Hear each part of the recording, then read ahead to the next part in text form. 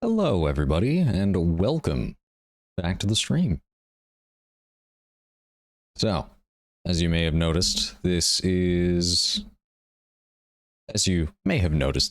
not Life is Strange True Colors. We wrapped that up on Saturday, and I was talking about the idea of doing Steph's extra story. I believe that was included in DLC, but with the attempted upload of the VOD from Saturday's stream, I got hit with several copyright claims that blocked the video in all countries. So I had to go in, edit that, and basically turn off the game audio for those moments and then re-upload it. That should be available tomorrow morning at about 6 a.m. local time. But that did make me a bit nervous about streaming Steph's story and whether or not that would be hit with even more copyright claims. So for now, I'm going to just put that on hold. It's possible I won't even get to it. But this is Kentucky Route Zero. This is a game that has been sitting in my Steam library for quite some time. It seems heavily narrative as well. And I'm very interested to know what it's about because it's generally regarded as a good game. So let's go ahead and select that as our load. Here and there along the Echo, the entertainment limits and demonstrations. Death of the something man. Un pueblo de nada. Very well. Let's begin. Act 1, Scene 1.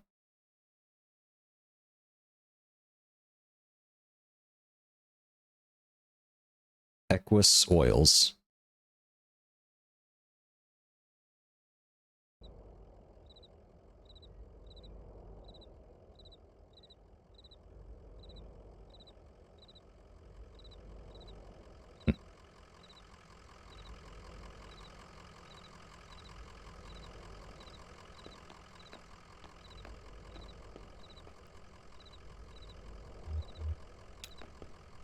Dog. An old hound and a straw hat. Both have seen better days. A moving truck rumbles softly to itself. Painted on its side are the words Lazette's Antique. Furniture, glassware, curiosities.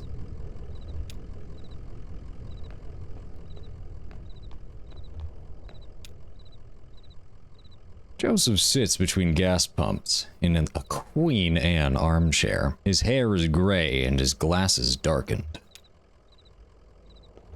Alright. Joseph. Damn, did you hear that wreck? Truck full of bottles. I don't know, beer bottles, whiskey. Lost a tire or something and spilled booze and glass all over the interstate. What a mess. I hope they don't come down here looking for anything. Blew a damn fuse and it's all shut off. I hear a dog? What's your dog's name? His name is Homer, her name is Blue, or just some dog, I don't know his name. So Homer, Blue, or dog? All very viable options. Let's go with just some dog. I don't know his name. Sure, we got a couple old cats that lurk around. Well, I bet he's a nice dog. Anyway, well behaved or he'd be after my dinner. Hey, here's some jerky for him. Made it myself. Didn't turn out too well, but I bet a dog will eat it. Getting late, right? Feel the sun on my neck. I bet it's just a few feet off the horizon. Got a delivery to make on Dogwood, but I'd rather watch the sunset. I've been driving all evening looking for 5 Dogwood Drive. Hey, I understand. You have got to do the job you're paid to do. Maybe get some rest somewhere in there. Maybe have a drink. Back at it. There's dignity in that rhythm. What's your rhythm like? Oh, I just listen to the TV. I used to do a lot of poetry on the computer, but I don't have the ear for it lately. Listen, you and your dog would have been driving up and down 65 all night. Dogwood Drive is on the other side of... well, to get there you gotta take the 0. 0 is a tough route to find, but you can use my computer to look up the directions. You'll have to head down into the basement and reset the circuit breaker first. I'll be happy to have those whining lights back up anyway. It's too damn quiet out here. Basement doors is back there in the office. Appreciate your help, friend. Oh, here. Take this lamp. Gets dark.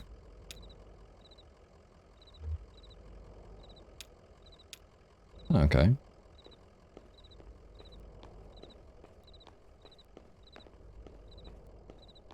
Basement. Oh. Guess we could just keep going over here.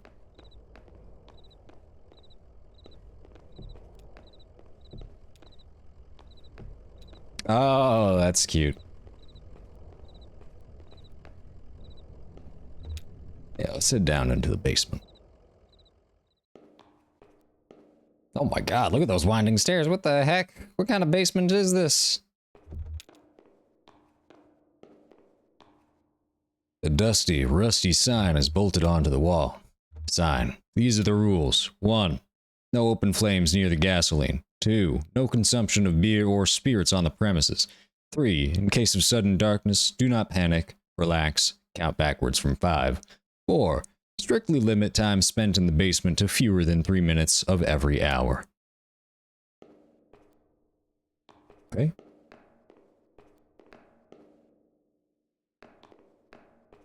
Basement people. Emily, Ben, and Bob sit in folding chairs between worn card table. Papers oddly shaped, dice, and highway maps cover the tabletop.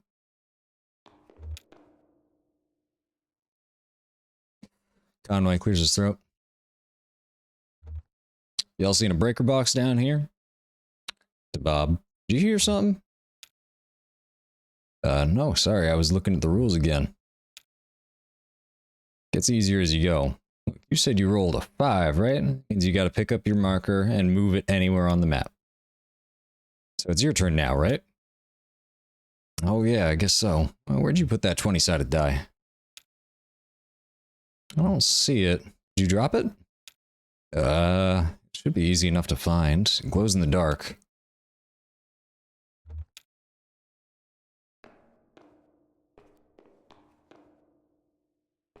Glows in the dark, yeah?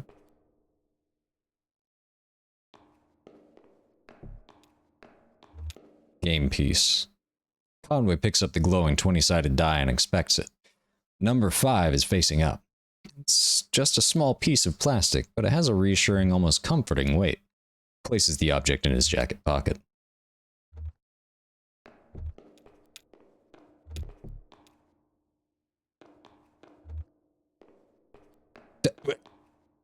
What?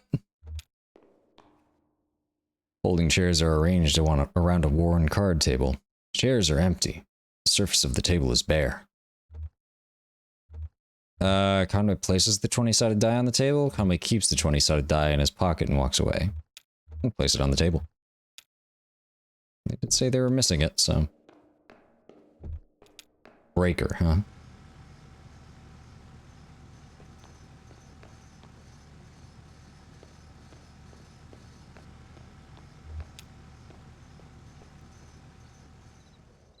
Interesting.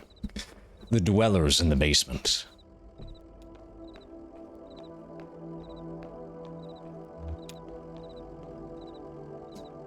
There it is. Just listen to the lights whine. Yep. There were some people down in your basement playing some kind of game, but they're gone now. The basement? Oh, I don't think so. Maybe that lamplight was playing tricks on you. Well, strange things happen underground, especially in the dark. So, computer's in the office, you're looking for Marquez. She knows her way around those roads, she'll get you to the 0. Password is, damn. I usually just feel it out. Muscle memory, you know? It's kinda long, kinda like a short poem, I think. One of those short poems that really sums it all up. You'll figure it out. Cool. I don't know if I will. Conway taps the key, waking the computer from its reverie. User, typing, Conway, typing, Joseph. Password, typing, wheels slide loose, the stars drop away. I talk and listen to him talking. Conway. It's late.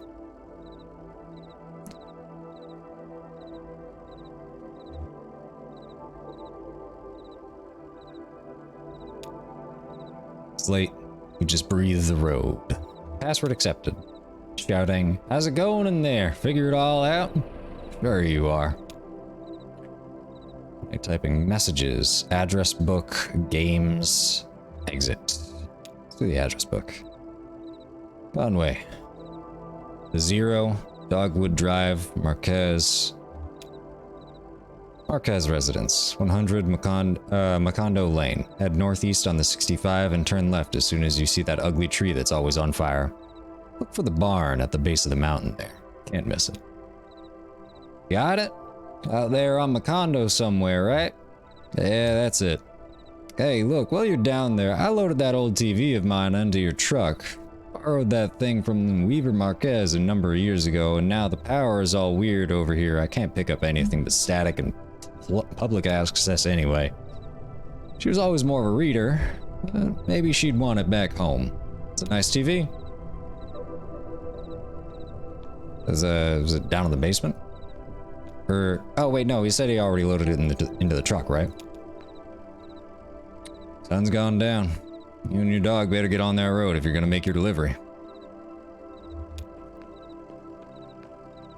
Conway scratches behind the dog's right ear. How's it going, old man? What do you think of this place? It's odd. Never noticed it driving by.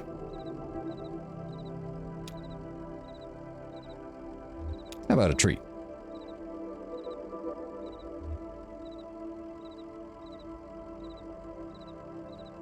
Here's some jerky from the gas attendant. Reminds me of a bit of your old man, Ira. He's a good man, good boss. I got an achievement for sharing the jerky with the dog. Alright. Conway gets back into the truck. Conway slows down a bit. Okay, so slows down a bit is, a way of saying to leave. Yeah, so let us away. Equus Oils, right? Oh. I didn't realize that, oh, shoot. Wait, hold on. Field notes, head northeast on 65 and turn left as soon as you see that ugly tree that's always on fire.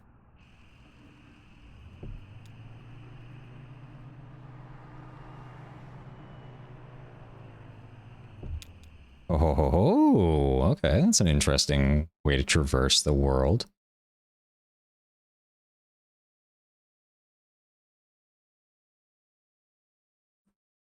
Marquez Farmhouse.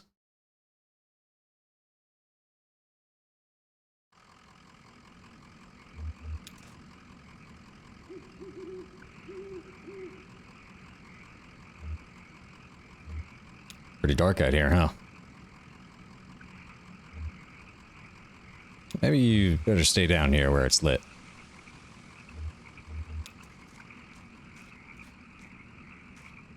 Street lamp lights the base of the dusty path leading up the hill. Hold on. Seems like dog's coming with us.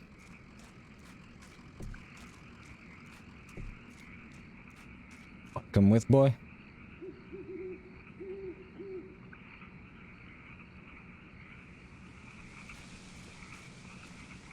I guess he's gonna wait down here or something. I don't know if his pathing allows him to get around that corner.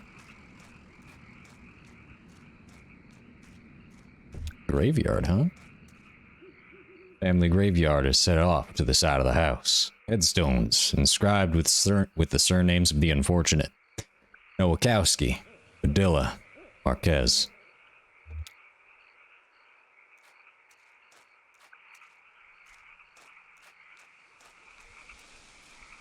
Anything further to the left?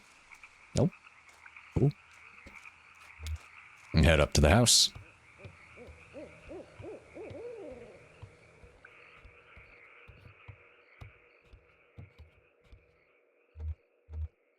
Light switch. Weaver, I was just thinking about what a lovely house we have. Do you like it? Have you been here before? Do you happen to see an owl? I didn't see any owl. I know. Saw it out the window once. Big ugly thing. All sound and fury. All sound and fury. Well, it's gone now. There used to be another house here, but we had it destroyed and we built this one. Very expensive and we got quite underwater. What do you do for work? Is it too difficult? Or do you like it very much? I was once a mathematician. You looking for something particular here? I drive deliveries for a small antique shop. I believe it's hard times for a small antique shop. It's hard times everywhere, even out here on the little farm. My parents stopped paying the bank a while back. I shouldn't even be here, but I just stayed. I have some notebooks. I'm only a little bored. I might prefer to watch TV occasionally. Actually, I have a TV here that I think belongs to you. Will you please set it up? I can explain to you how to get where you're going. Zero. I know. Let's go ahead and set up the TV. Why does everybody know where I'm trying to go?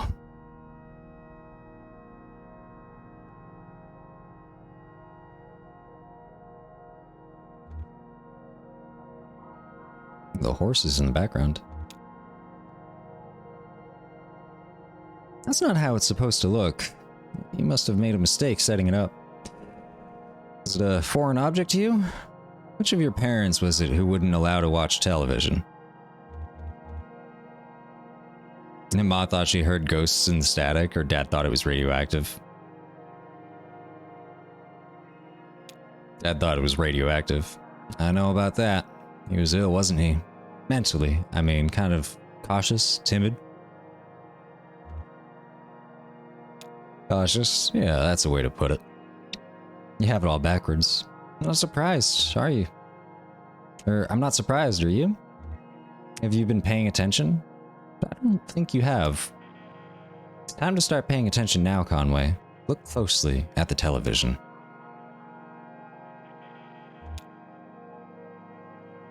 Is this gonna be like a location on the map or something? Like...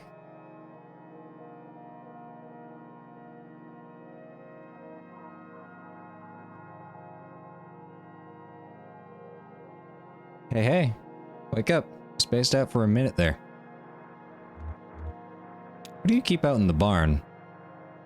Used to be tools and feed, and books. Now I think it's mostly spiders.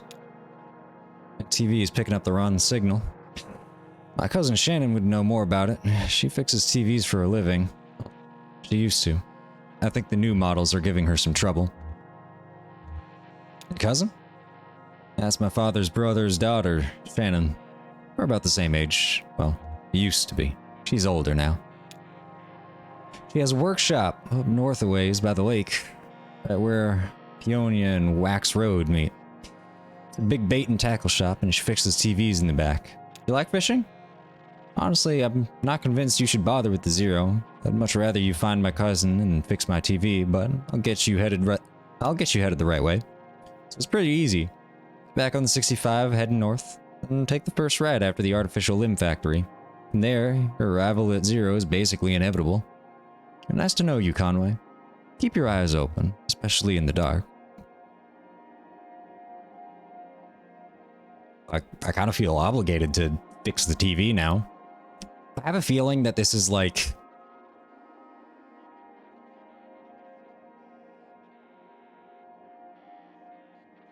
What am I doing? Am I just dealing with ghosts here? God dang. Everybody's disappearing the moment I mess with them.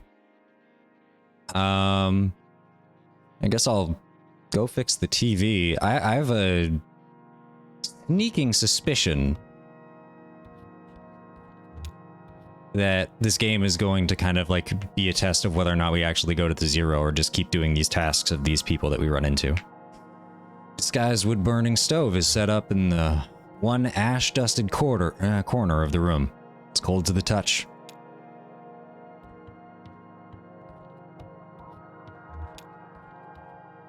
An abandoned spiderweb stretches across the bottom of a saucepan, a skillet seasoned with dust. That really must be walking through purgatory, huh? Not even the car's here. It's all gone. Oh, you know what? We did walk by a graveyard that did say Marquez.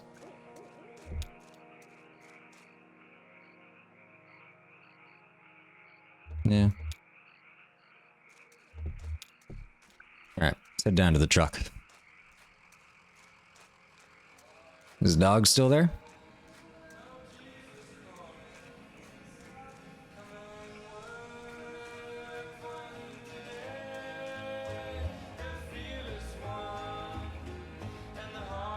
Wonder who that is. Alright, dog. Some horses out there behind the house. Remember the horses you and Set and Ira had? You didn't like to sleep in the barn either. Alright.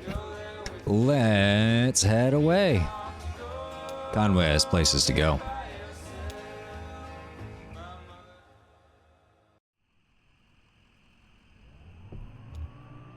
Nope, nope. Run Interstate 65, huh? Get back on the 65 heading north, then take the first right after the artificial limb factory. Shannon's workshop. Up north a ways by the lake right where Peonia and Wax Road meet. It's a big bait and tackle shop and she fixes TVs in the back.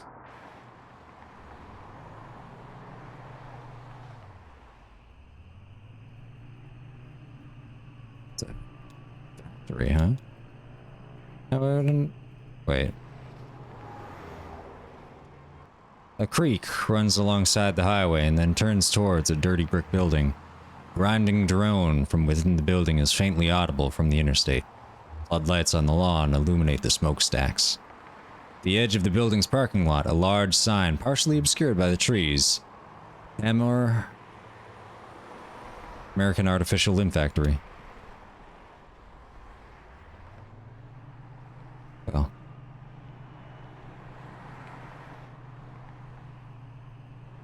Bacon Creek Road, huh? Where was it? Frenchman Knob. Is... no? Right where...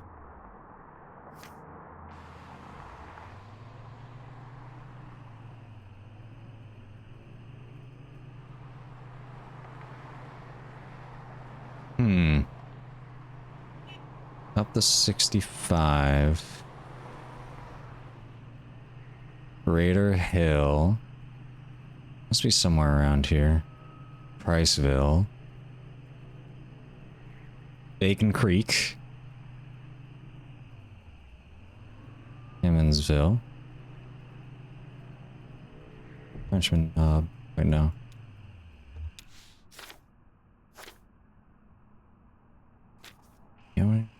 Wax.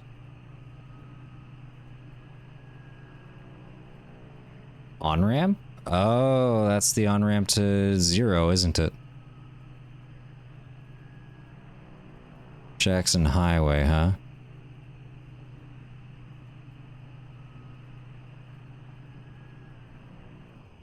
Dragonflies. Truck jerks toward the shoulder, nearly run off the road by a swarm of dragonflies. Their wings beat briefly in the headlights and disappear into the night.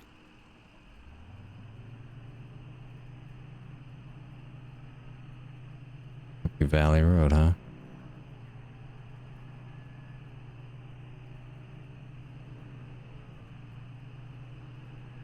On air. Mammoth Mammoth Cave. Museum. Sign in front of the building just reads museum. Lights are off, but the front door is open. The museum.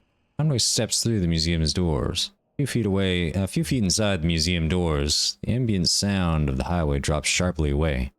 The room is cold, dark, and still. A book lies open on the table in the center of the room. An open hallway extends to the left. Large glass doors bar the path ahead. Look at the book. There's no title on the book, spine, or cover. 3-word phrase written in pencil on the first page is smudged and indecipherable. On the first page, someone has left an ink drawing of a horse. Several dozen blank pages later, at the end of the book, is an elaborate ink drawing of a one-legged man working an antique adding machine, surrounded by whiskey bottles. Walk to the hallway. Conway's steps echo against the hallway's marble floor and arched ceilings. Plexiglass boxes line the walls. The hallway dead ends on a darkened display case.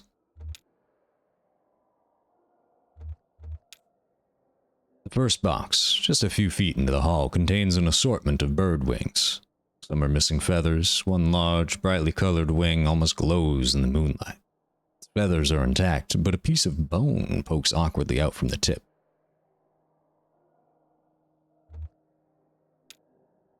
The display case is several yards wide, just a few feet off the ground. It's unlit, and back in this corner of the darkened museum, very little moonlight creeps in. A gold-plated plaque on the surface of the case is a bit easier to read. It recounts a short history of fowl hunting in the region and then speculates abruptly about the nature of addiction.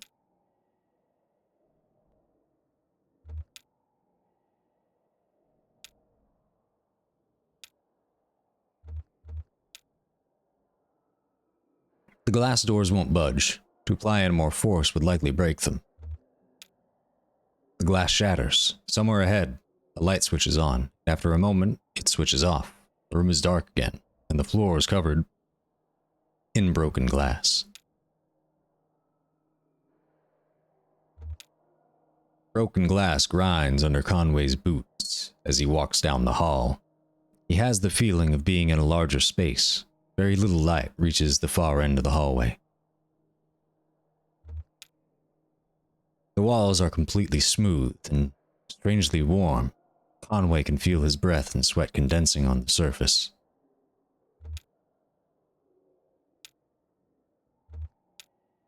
The floor is completely smooth and strangely warm.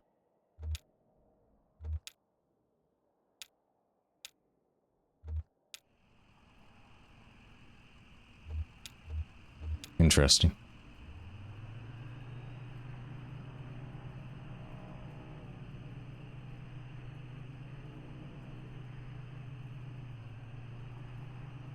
Going down. In like Dog Creek. Wait, this is it. Conway pulls into the bait shop parking lot. Vaulted above the road on a thin steel bar, a handwritten sign reads, "Live bait, minnows small and also large for stripers, night crawlers, chips, and beer." A green flyer hangs loosely from a bit of masking tape at eye level. To the shop's right, a dirt parking lot sprawls unevenly into grass and then eventually trees. Bait shop is open. Computer-printed type in a bold font surrounds a clip art illustration of a TV set. The TV has eyes, arms, and legs. Shoulders are slouched. On the screen is a cartoon expression of exhausted nausea. A water bottle rests against its wire antenna. TV repair. No model too old. Inquire within. We do not sell digital converter boxes. Narrow aisles crowded with lures, reels, rods, and snacks divide the shop lengthwise from the entrance to the cashier's counter. The left wall is lined with churning tanks of water. 3 metal tanks aren't labeled, and the water is too agitated to get a clear view of what's inside each one. The contents of the first tank are vaguely gray. The second is muddy pink. The third is clear, but shiny silver flecks occasionally flash along the surface. Conway's hand brushes against something roughly the size of his palm. Conway's hand comes into contact with a scaly, uneven surface. As he runs his fingers along the bottom, a bead of sweat bridges the inches from his temple into the water's surface. Something bites his forearm, and he recoils. Conway's fingers slip through something fleshy, but inert. The sensation is nauseating. As his elbows pass into the pinkish mass, he realizes he's about to be sick from the smell, and he pulls away. Oh no, I didn't... Wait, no, let me see the third tank. The water seems to tremble with life. Conway can't tell if his hand is being nibbled by fish or massaged by the artificial current. As his eyes near the surface of the water, he can see something colorful glowing faintly at the bottom. A tremor spreads from his elbow to his fingertips and up to the base of his shoulder. His vision flickers. The water is running warm under his skin now, and he has the sensation that something is about to snap. His eyes close. He lays on a rooftop. Two shingles rough behind his back, swelling in the noon sun. He is exhausted. They must have started before dawn. His legs are sore from holding stable on the uneven surface, and his wrists from breaking old sealant, his fingers from carefully lifting shingles to hammer down new ones. His boss, Ira, yells from the idling truck below. He shades his eyes with his hand.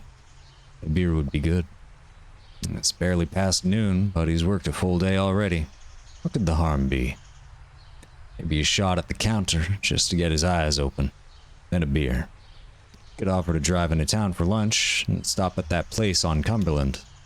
The cashier pushes Conway roughly on the shoulder. He's been talking, yelling maybe, but it's all an echo now. Conway looks up, his neck stiff with pain, his right palm still tingling. The cashier points to the tank, then above it to a few holes torn in the wall, nail holes from which an electric sign has come dislodged and fallen into the water. He helps Conway to his feet, looks at him pitifully, turns to the cash register. Narrow aisles crowded with lures, reels, rods, and snacks. Let's approach the counter. I guess we just got, like, electrocuted, huh?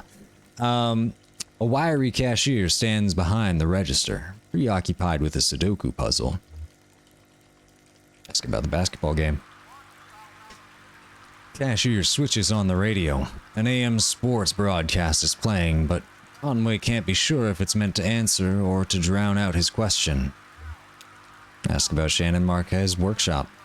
A handwritten sign on the door behind the counter reads, TV repairs by appointment. Please consult with cashier. Cashier knocks a few times on the door and waits, occasionally glancing at his puzzle. After a few moments with no answer, he notices a smaller note written on the sign, reads it, then points it out to Conway. Weaver, I got your message. Have left for the old mine. Don't know if I will see you there or what. Ready either way. Shannon. Narrow aisles. So we have to find the mine?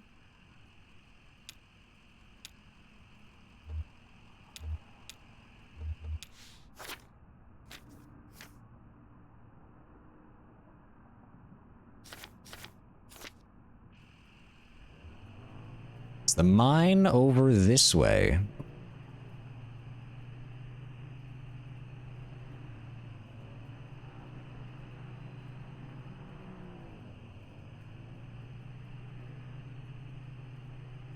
An airplane. Oh, I guess we're actually like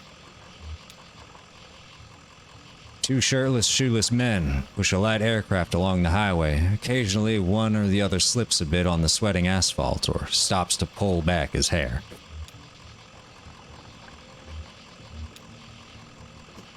The men are nearly broken. The rubber is almost worn away. Soon these men will be dragging this airplane.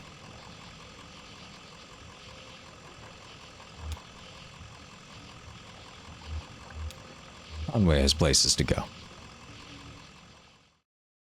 It's so very interesting. I'm like still trying to piece together what this game is about, but I guess it's just kind of like the strange occurrences that happen in the country backroads. A singing chorus echoes from within the church. The building is 1 story tall with a pitched roof and a 3-story spire rising from the front. The top section of the spire is made of stained glass. An interior light illuminates the pines in red, green, and blue.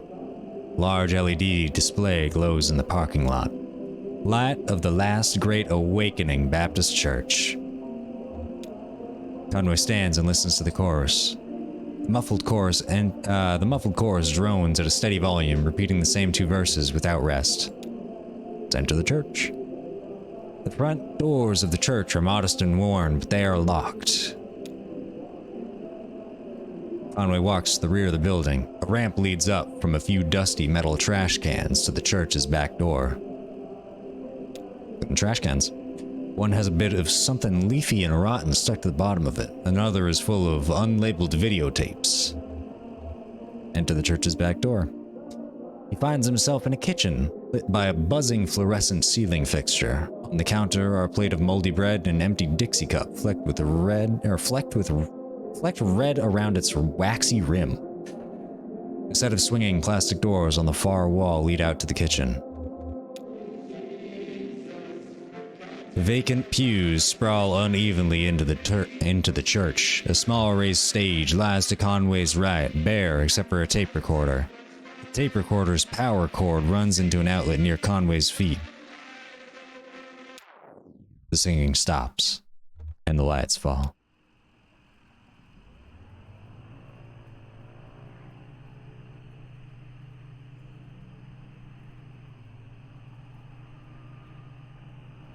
Probably didn't need to unplug it, but it was pretty dang loud. Where is the mine? I'm trying to think, because like these are a guitar player, huh?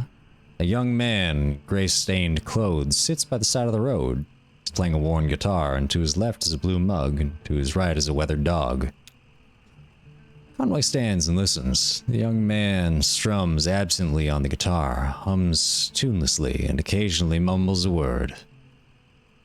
Put $1 in the cup. Conway pulls a wrinkled dollar bill from his back pocket and puts it in the young man's cup. The young man stops playing, pulls the wet dollar bill out of his whiskey, and hands it back to Conway. Whoops. Oh, my bad. I didn't know.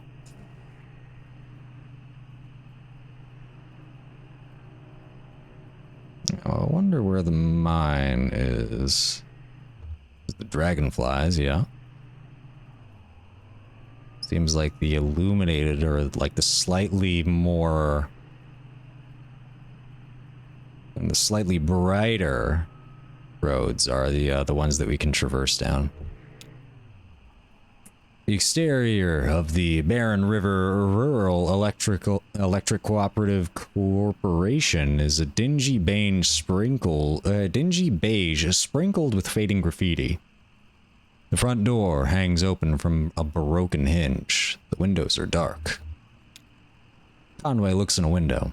The windows are too dirty to see anything inside but a few dim shapes. Furniture, maybe, or livestock. Conway steps through the front door. The room feels empty with no furniture other than the built-in front desk. Host to a disconnected telephone and a few empty beer cans. Meandering lines of color have been spray painted along the walls. Behind the desk, a hallway leads into the darkness. Let's pick up the telephone. There's no dial tone.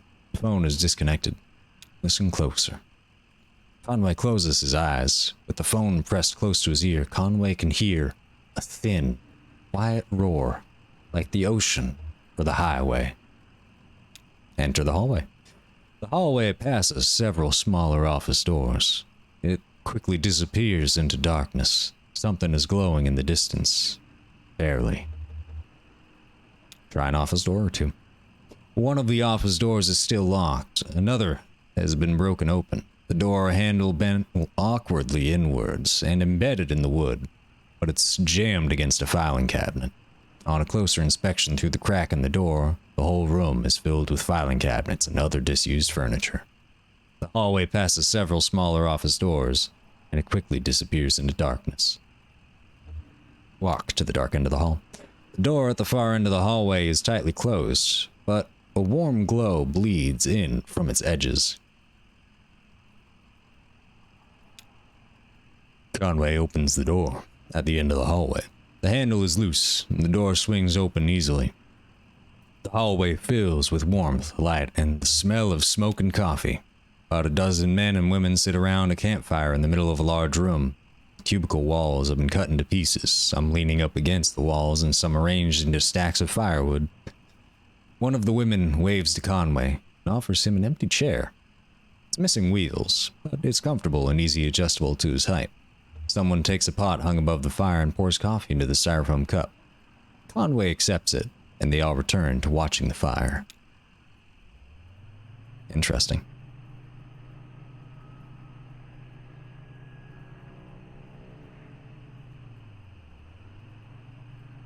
Oh, got a cup of coffee.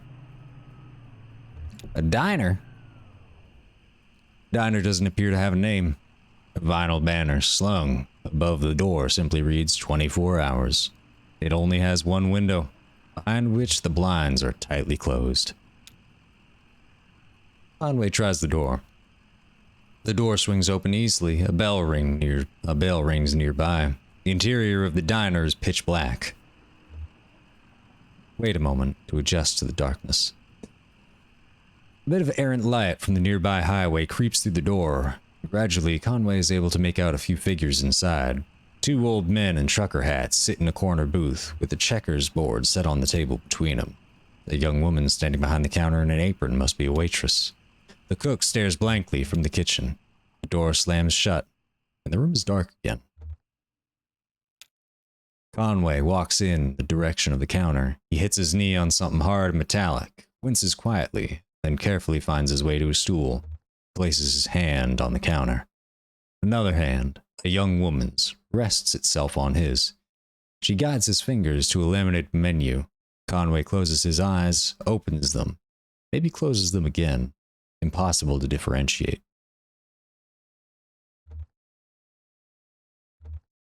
Ask her about the basketball game.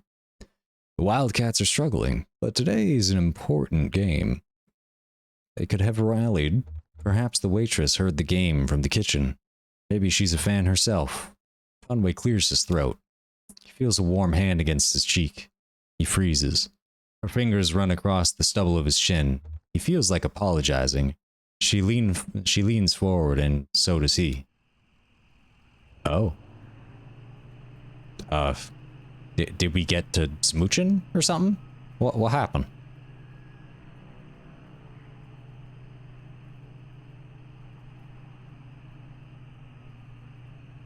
Am I just silly? Should I have asked the person behind the counter about the mines? Ooh, wait.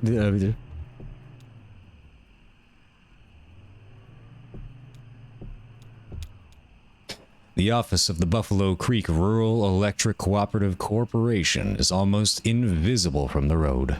Its parking lot overgrown with weeds and its facade sheltered by ivy. Look in a window. A sinewy shadow obstructs the view through the window. Conway enters the front door. The floor is loosely covered in dirt. Parts of the carpet have rotted with exposure to rain. Wild mushrooms grow in some corners of the room. The wall behind the front desk has been mostly rotted away. It looks fragile. Push through the moldy back wall. Conway finds himself in what may have once been a conference room. The floor has fallen away in places and filled with dark green mire. The walls of the conference room are decayed and damaged. Push through another wall. The drywall dissolves as Conway pushes through it, falling in damp clumps in the marsh. He breaks through into a long hallway. The glow of a bioluminescent fungus casts a faint blush on the walls. Conway has the feeling he has interrupted something. After a moment of silence, the frog chorus resumes. Ah, yes. Praise be to the frog chorus. Everybody's favorite chorus.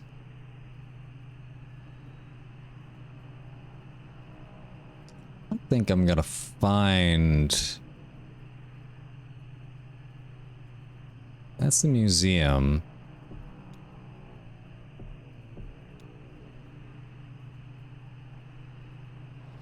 Oh, wait a minute. I never actually looked at the burning tree. Tall black oak burns on a hill above the road. Oh, that's it? Okay.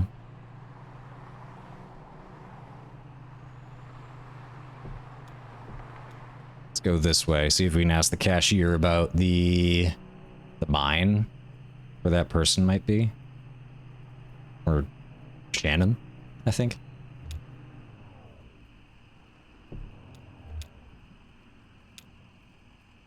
Back to the bait shop.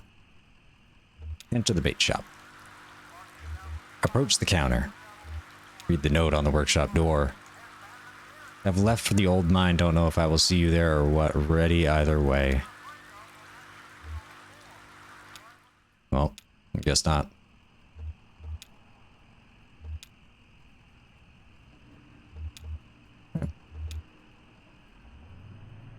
I don't know where the old mine is, but maybe once we hit 0, we'll actually know.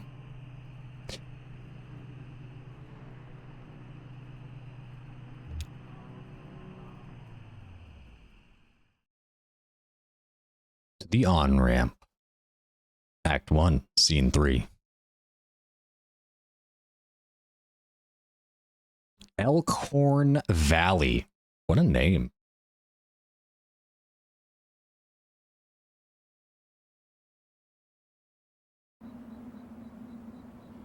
Howdy, dog. Conway brushes some dirt off the dog's hat. How's it going, old man? Hey, you got something on your hat. Been digging in? Did you pick that up on the road?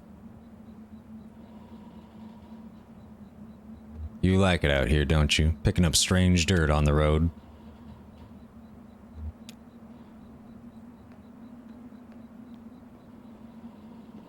Entrance, huh? Yeah, well, let's try it. God dang, that dog looks old. What, that's it? We go from Act 1, Scene 3 to Act 1, Scene 4 almost immediately? Okay.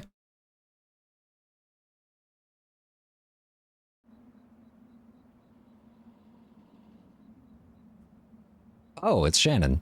Shannon speaks into the large brick cell phone held up to her ear.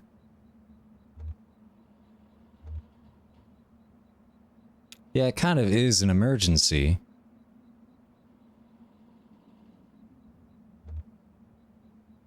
I guess he can't kick me out for another week or two. Okay, you're right. Okay, I'll talk to you tomorrow. Love you. Shanna hangs up the phone and puts it away.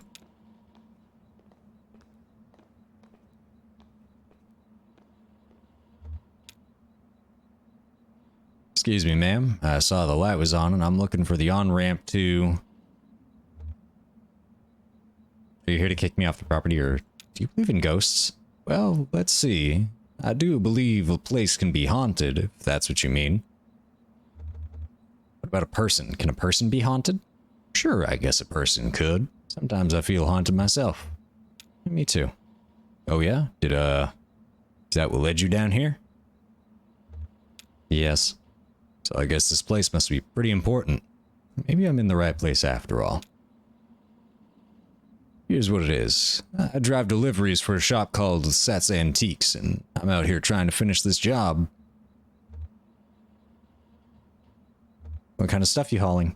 Antiques, good stuff. The set has a sharp eye for the little good it's done her lately. The set has a sharp eye for the little good it's done her lately. You know, it's just one recession after another. Everybody's selling their old stuff cheap, but nobody's really buying. I have a delivery for 5 Dogwood Drive, and I can't remember ever seeing that address before. Now, I heard I need to take it to a highway called Zero.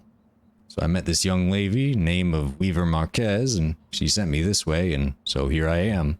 Uncommon kind of place for an on-ramp, but that's what it's been like so far anyway with... What? Weaver Marquez, you know her? So he saw her tonight. I know Weaver, she's my cousin. I'm Shannon Marquez. Oh, you're the one who fixes televisions. Yeah, that's right. Did she tell you that too? Of course she did. Weaver doesn't lie. One time when I were younger, she told me my dad had been in a terrible car accident. None of that is correct.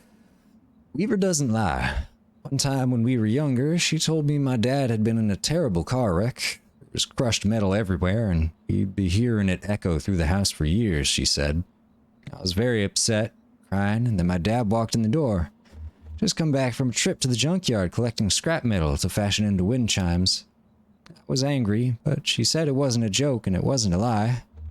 At the time, I thought she meant it as a riddle or a puzzle. But Weaver's not a puzzle. She's a mystery. So what are you doing down here, Shannon? I talked to Weaver early this morning, too, or anyway, she talked to me. It's hard to tell if she's listening sometimes. Weaver told me I had to come down here to the old Elkhorn mine. She said I'd find something I've been looking for. Well, what are you looking for? I'm not exactly sure. I have a few ideas. I'll know it when I see it. It's not such a bad thing, you showing up now. All told, I'd rather not go down there alone. Your dog should stay up here, though. It's no place for a dog. This is an old mine. It runs pretty deep and tangled. If we're going to go down into it, find your on-ramp and whatever else, we've got to keep our bearings. I don't want to get turned around. I've got some gear here to measure conductivity, frequency response, stuff like that. Maybe we could find a way to put a signal out ahead, do some analysis, and figure out what kind of topology we're up against. Sure, let's look around.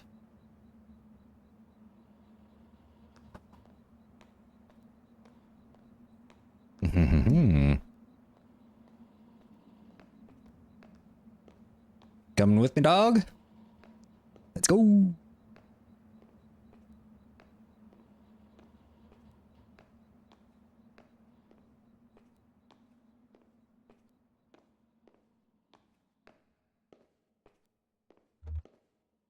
There's a PA, huh?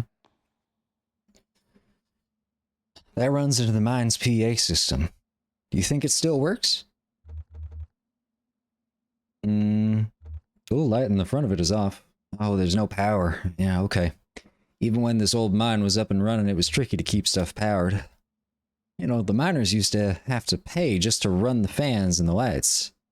Yeah, they got paid in these shitty plastic tokens, coal script, you know? And if you want to run the fans for a bit to clear the air up, well, you have to put a token in. My parents used to work here. So did Weaver's parents. I guess a lot of folks' parents worked here. Can we power it up? I bet we just have to free up some power for the PA system. Everything is rationed. Here, set that lamp of yours. I'll go unplug these ceiling lights.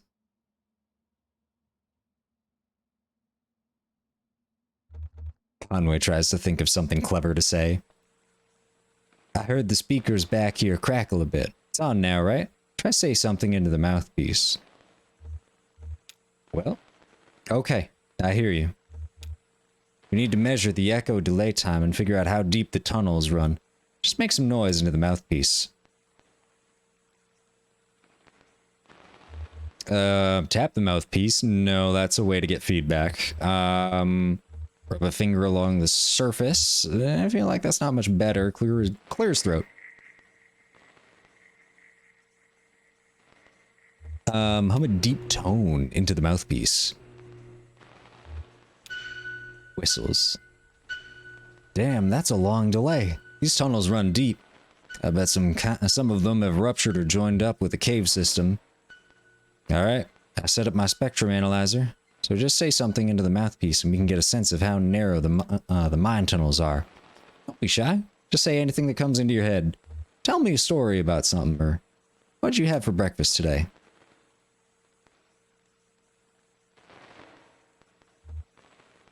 Ooh, I had breakfast with Lisette, or I used to work doing roof repair. I had breakfast with Lisette.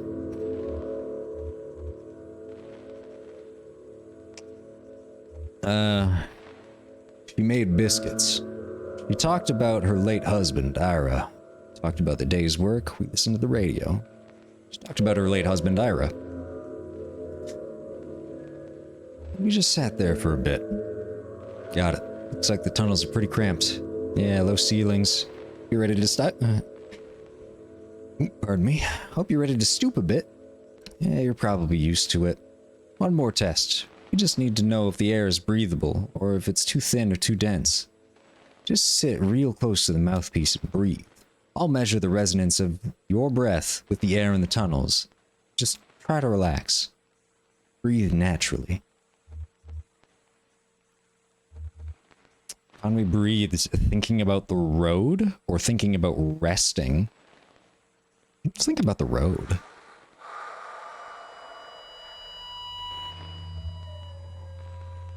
Conway breathes and remembers a moment when he was younger.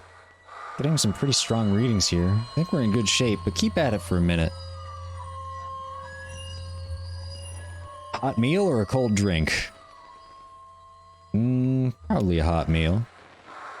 Conway breathes and relaxes as a peal of feedback and loose rock engulfs him. I don't suppose that was a wrong answer or something. Like that was supposed to happen.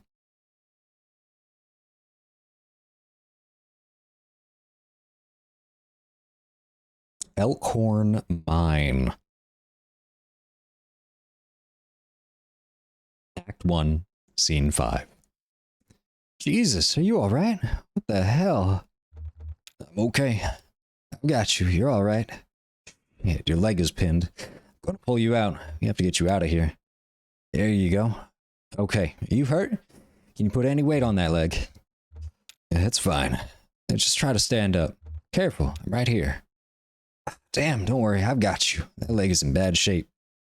Here, let's get you onto that tram. There you go. Now, let's see if this thing has power. Well, okay. With some luck, right? Should be able to ride this tram right out of one of the auxiliary exits. If there are any. I think there are. What about Weaver? What about the on-ramp? I can walk? I can walk. No way. You need to stay off that leg or you'll just do more damage. We'll just find the exit and figure out what to do from there. That's our first priority. So, trolls are over on your side. Let's get moving. Alright.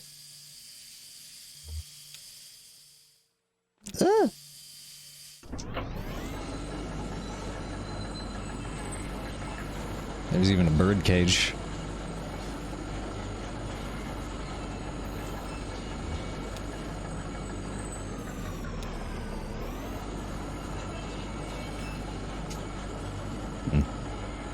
It's an interesting game so far. I'm not really sure where it's heading. But maybe it is... or just, an exploration of... what is it, like... I think I put it pretty well earlier, but now I'm just forgetting what I said. Turntable, huh? Oh, here we are. It's maybe hard to believe. It's hard for me to believe myself, but this whole branch was underwater last I heard. Is it safe? I guess so.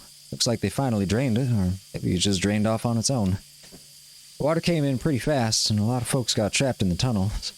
I only heard parts of how it went from there, sanitized for the bereaved. You know how those big companies are. There was gossip, too. Trapped miners couldn't get the pumps going because the power was rationed, so they shut off all the lights. But even then, it wasn't enough. So I guess it was dark when they, You okay? Yeah, I'm fine. Doesn't matter now. Look, this old turntable's still wired up. Controls aren't dead, but I can use my signal generator to switch tracks if the water hasn't damaged it too much. Or we can just keep heading down the tunnel. All the junk hanging up around the turntable is from the company store. Just junk, you know? Miners would buy it and use it to decorate the place or as landmarks. I guess. It's hard to know which way is down here. It's all some dim and gray. Shannon connects two clip leads from her signal generator to the turntable's electrical panel. We're on the track between the animal bones and the rowboat, so...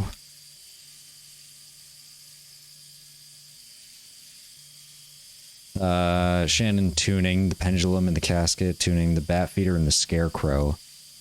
Shannon disconnect from the signal generator. Disconnect.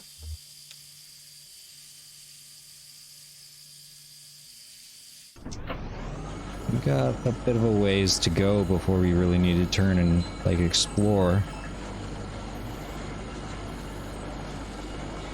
This somehow leads us out to the exit.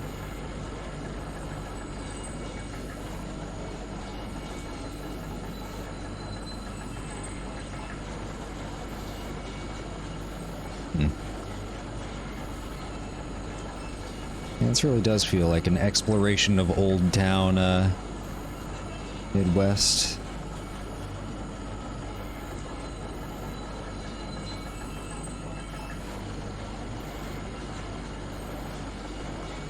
Oh, light up ahead.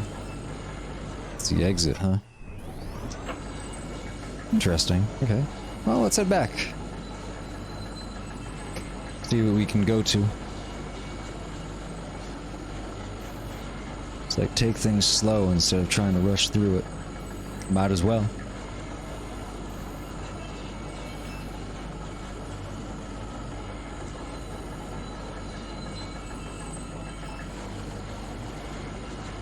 Well, I'm curious if we go down any of these paths, we just get more lost than we previously could have been.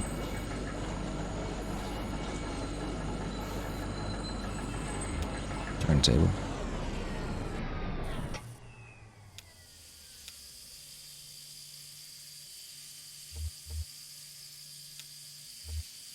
Let's go down the pendulum and the casket.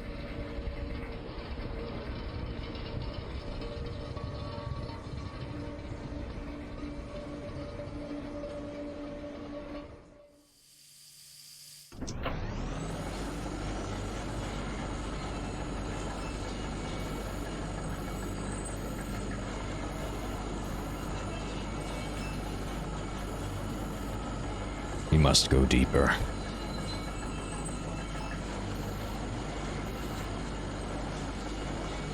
Crack in the ceiling. Oh? This is most interesting.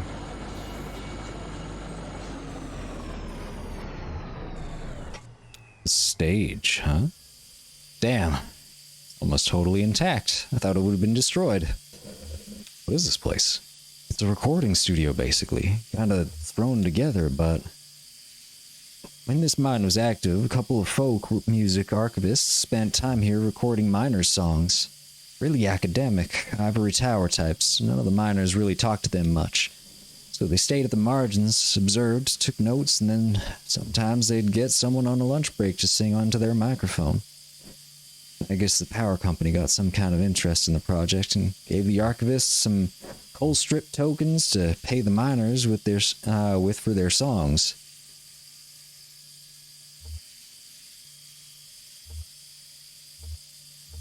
Did you ever come down here? Yeah, I came here with my parents once or twice. I used to play music here, even when those archivists weren't around. It was a nice setup. Kinda rickety, kinda dangerous, I guess, but I don't know. It had a good energy. It was warm sometimes.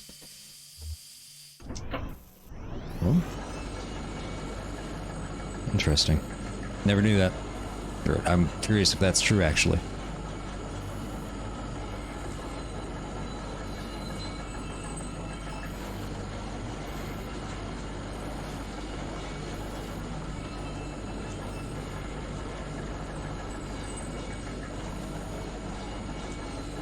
must keep moving forward.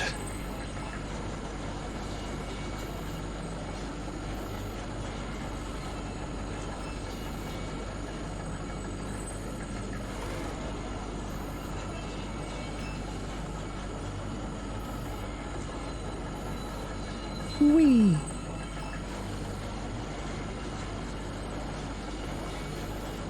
I do apologize if the game audio is quite loud.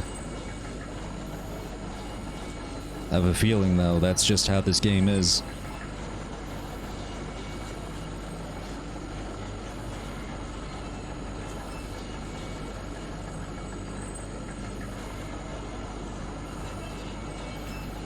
Seems like we're starting to get somewhere. Tape player. Dusty, reel-to-reel tape player is stashed beneath the track, loaded with tape but starved for power.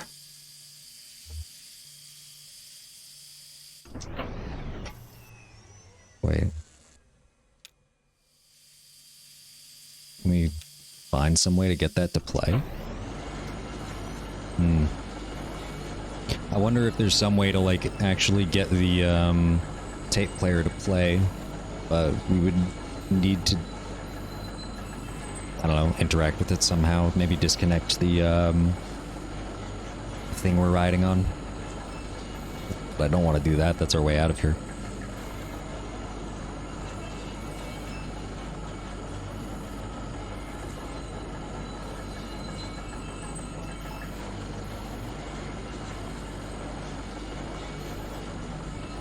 There, back to the turntable.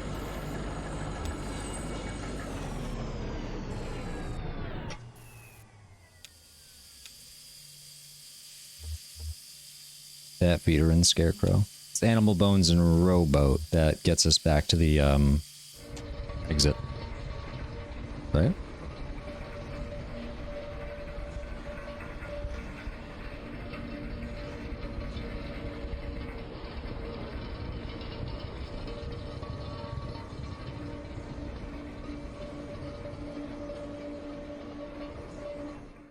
There we go.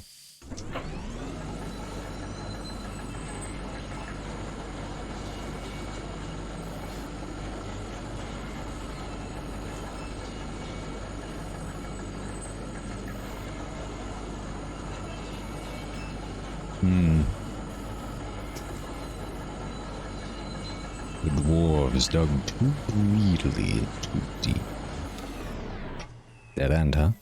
You hear that? Kind of a muffled rumbling? Maybe we're near water? Could be. There was an underground lake around here years ago. I guess that's why they stopped digging so abruptly here. Well, it could also be the highway. No, we're too far away from the highway.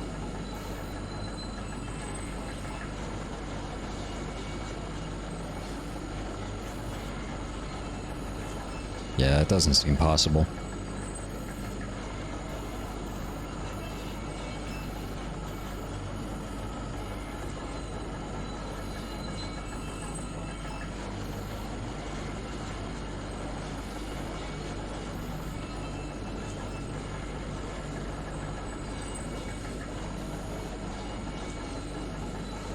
Broken track, huh? Tracks are all messed up here. This tram isn't going any further. Wonder what's down that tunnel. Well, if you want to explore, you're welcome to, but with my leg being injured as it is, no can do. Can't go much further. So, let's get out of here.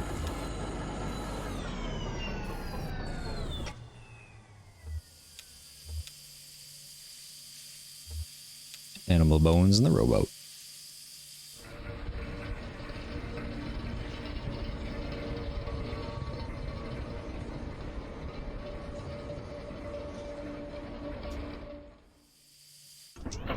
Alright, let's get out of here.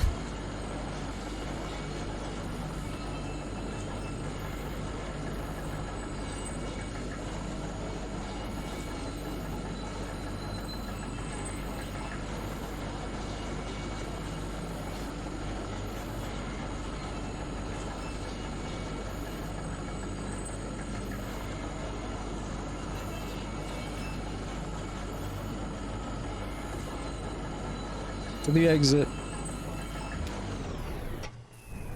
Thank God. Okay.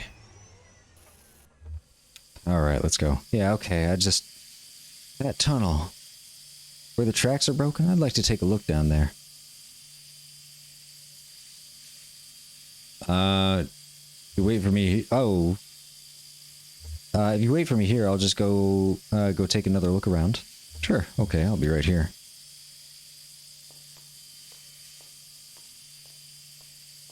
Yeah, I'll play Shannon. I want to go see what's down there. I want to just, like, wait and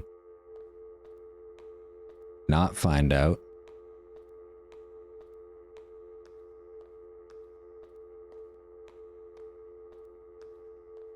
Helmets, huh?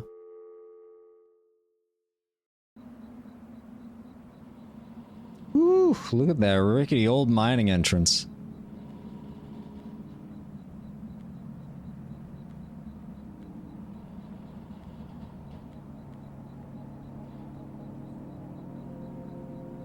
Hey, dog. Shack.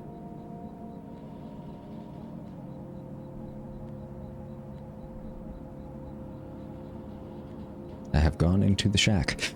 The cramped shack is lined with wooden shelves. Dusty stacks of tape reels and notebooks crowd the room. A bit of moonlight filters through a window near the ceiling.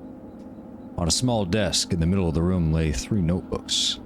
The red one is labeled J. Marquez, the green one is labeled R. Marquez, and the blue one is unlabeled. Alright, red one first. Pages are crowded and disorganized notes, some written horizontally and others scribbled vertically into margins. A few pages are lined more evenly and divided up into charts correlating seasons, lyrics, harmonies, and coal hauls. The green notebook. On each page is delicately rendered charcoal drawing. Most are portraits of rugged faces. Near the middle of the book, there are a few drawings of a young girl in a miner's helmet. She plays along the minecart tracks, collecting pieces of wire. In one drawing, another young girl sits nearby, intently studying a book. Conway opens the blue notebook. The notebook is full of Greek letters and cryptic mathematical formulas. Near the back of the book, what first looks like it might be a... Oh yeah, this place. These notebooks are labeled Marquez. Your parents are the archivists? No, Weaver's parents are the archivists. My parents were miners. Has the leg. Can walk on it, but it's slow. Well, I'll try not to get too far ahead of you. Don't mind me hitching a ride, do you? Kinda got a lift out here and wasn't sure if, when I'd be heading back. I can drive. Yeah, maybe that's the best. Don't worry, I've been driving since I was 9. Guess I should look for another route to Dogwood Drive. Yeah, alright, well, maybe asking Weaver about the Zero was the wrong place to start. Maybe we should ask her for specific directions. Her answers are complicated enough without a layer of indirection at the question. I saw Weaver at my workshop. Let's take up north by Lake Nolan, right at Wax and Peonia, in the back of the bait shop. Pretty glamorous, right? These are the times we live in. She's either up there or back at the farmhouse. Whichever you want to head to first, just let me know. Well, let's head back to the,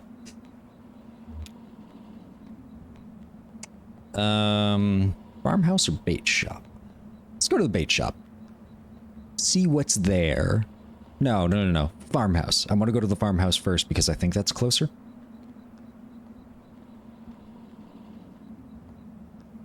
That's antiques. I guess this is your truck? This is my truck. Hey, dog. How's it going, old man? Sorry I left you alone so long. What'd you get into up here? Take a nap? Alright. Conway gets back in the truck.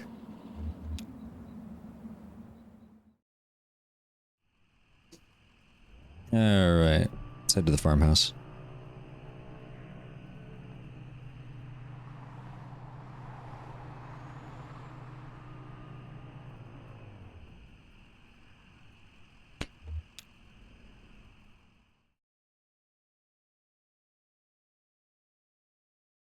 Act 1, Scene 6. Marquez Farmhouse.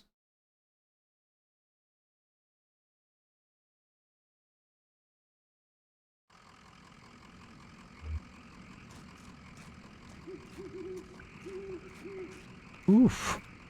Yeah, that is slow going, huh?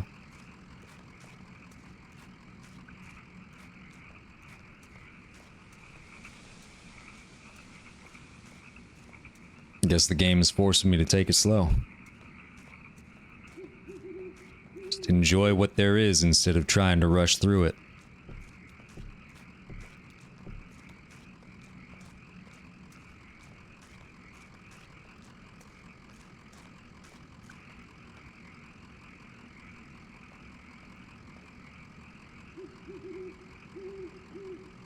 Thank you for the help, Shannon.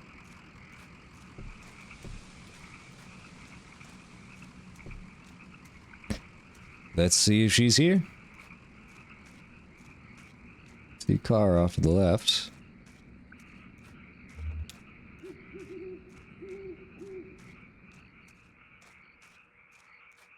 Ask Shannon about the graveyard. There's nobody buried here, you know. It's decorative, I guess. Or it's art or something. I don't know. What are the names on the headstones? Nowakowski, Padilla. I don't know those names. Maybe the people who lived here before? I know when they bought this property, it already had a house and everything. Maybe they had some other symbolic meaning. Ah, the headstone. Marquez. I used to think that was from my parents. I don't know.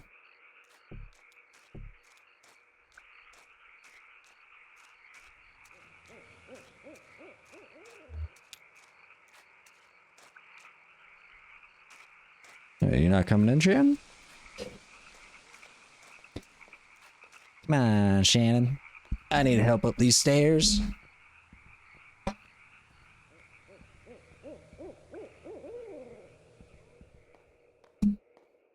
Oh, she's not here. Oh, maybe we can fix the TV. So this is where she was. Yeah, it makes sense. This was where Weaver and her parents lived. They took out a bunch of loans, you know, and had this place built. You have any debts? I owe some people some apologies. Well, you're lucky that's all you owe. My parents were like that, till the company store found a way to get to them.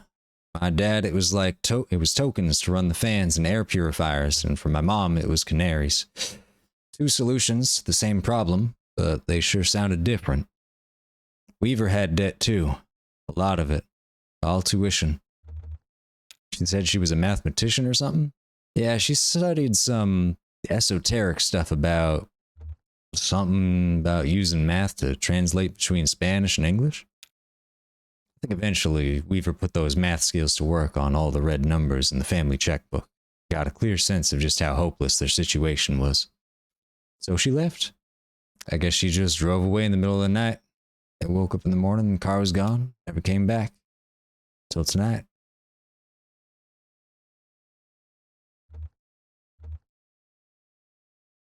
Someone else told me to come here and talk to her. Okay. I guess we two aren't the only ones she's been talking to. Oh, that's not something you see every day. That old TV right there, well, that is a damned antique for you. I had a model like that in the shop once, but I had to sell it off to make rent. It's a painful decision I ever made. Say, mind if I open it up? Looks like the dials are all corroded and the screen is leaking light a bit. Come on. Bet Lizette would never forgive you for letting a specimen like that fall into disrepair. Sure. Let's try and fix it.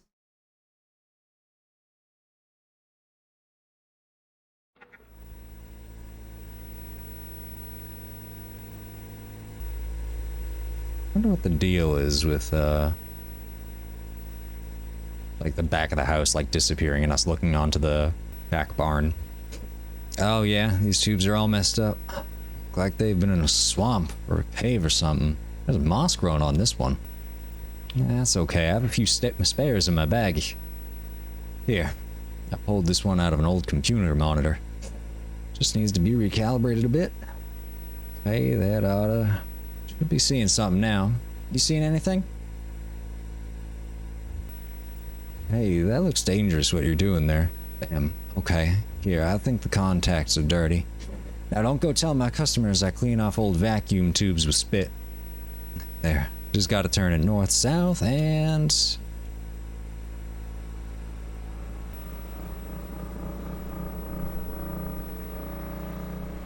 Oh? What in the world happened to the barn in the backyard? Wait, is that Route Zero?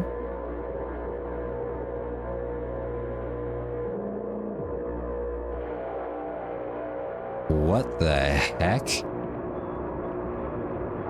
So we fixed the TV and it corrupted the barn into Route Zero?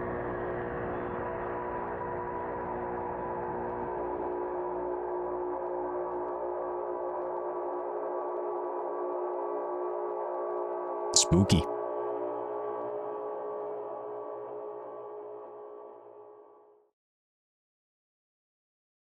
Weird. I did kind of want to stop by the bait shop as well, but I guess we just kind of got booted up into the end of Act 1. Let's see what we can do about Act 2. Limits and demonstrations. The entertainment here and there along the Echo. Pueblo de Nada. Death of the...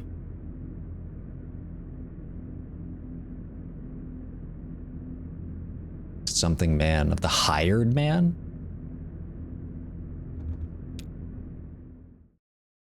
Anyway, let's go. Limits and demonstrations.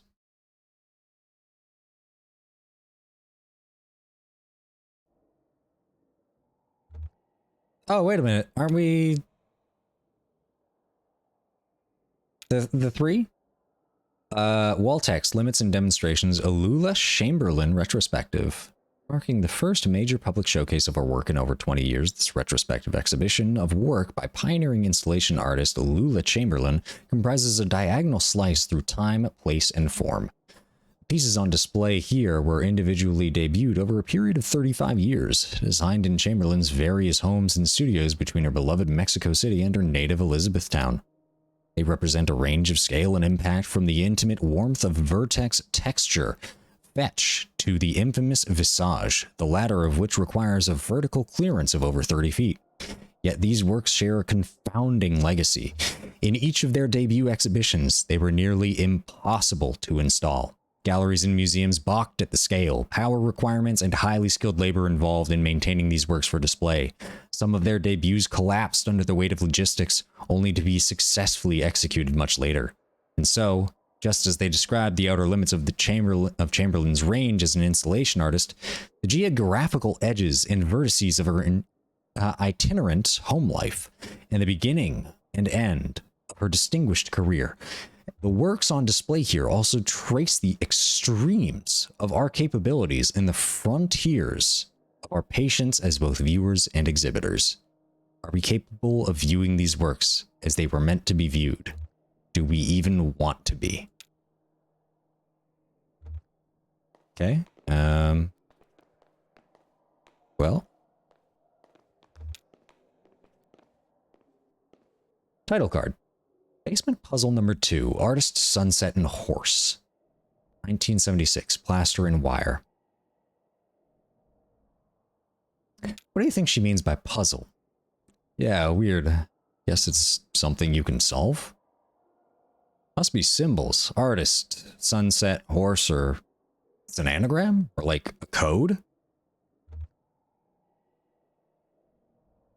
Maybe it's not a puzzle, but it's just about a puzzle. Maybe it's a puzzle, but there's no right answer. That is kind of sad. I suppose.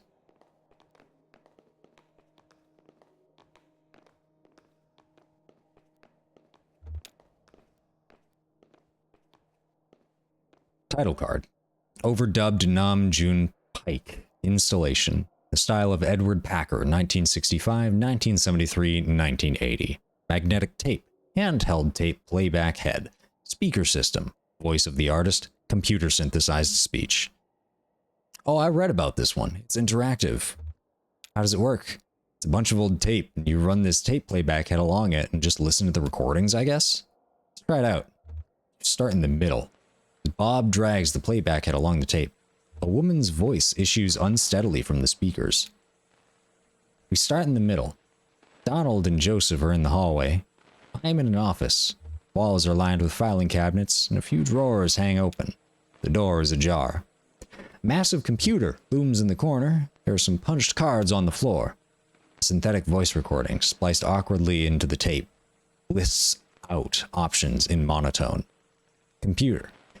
To examine cards, rotate 30 degrees and advance 7 inches. To leave room, rotate 17 degrees and advance 4 inches. To activate computer, rotate 200 degrees and activate advanced 15 inches. Let's examine the cards. Bob moves the playhead to another strip of tape. Encoded in the holes punched through these cards is a first draft of the poetic subsystem. I can't read punched cards by sight. Donald can, I think.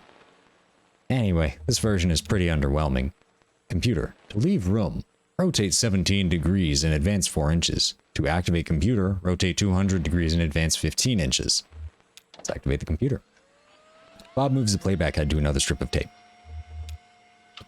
So loud. I love it. I'm now holding 2 punched cards. On one of them, Joseph has scribbled a note. Caves. The other is blank. Computer. To insert cave cards, rotate 11 degrees and advance 2 inches. To insert blank card, rotate 95 degrees and advance 14 inches. To the caves card. Lula. We're on a dirt trail in the park, or, well, it's not really a trail. Donald, distant. It's a trail. Lula. It's more like a tendency. There tend to be fewer plants here on the path we've been walking. Walking sounds. Now we're walking at the edge of a massive hole. The dirt gives way to mossy rocks as the ground sinks into darkness. Joseph and Donald are following a rope down into the cave. They have computer equipment tied to their backs, and so do I. Computer. To enter the cave, rotate 65 degrees left and advance 4 inches. Enter the cave. That's the last trip, so everything's down here now. Donald, distinct. The final resting place. Joseph, don't be so morbid. Computer, remember a fond gesture, rotate 180 degrees and advance 23 inches. To regret a harsh word, rotate 12 degrees and advance 6 inches. Remember? Lula, it's morning now. I'm in the car, I'm driving to work. This is the last recording I'll make on this tape, and I'll drop it in the mail tomorrow. And who knows? I've been recording on this tape for 15 years, I think? A lot of other things happened, so here's a story. When I met Donald and Joseph, they were both students, and I was in a band performing on campus. They came to my show, and then we met at some bar and had a few drinks together. Joseph wanted to impress me, so he stole a metal cocktail tumbler and gave it to me. We got kicked out, wandered drunkenly until morning, and finally ended up at a diner. And now I use the tumbler to store extra pens on my desk. So I'm almost out of tape. I guess I'll just let it run while I drive.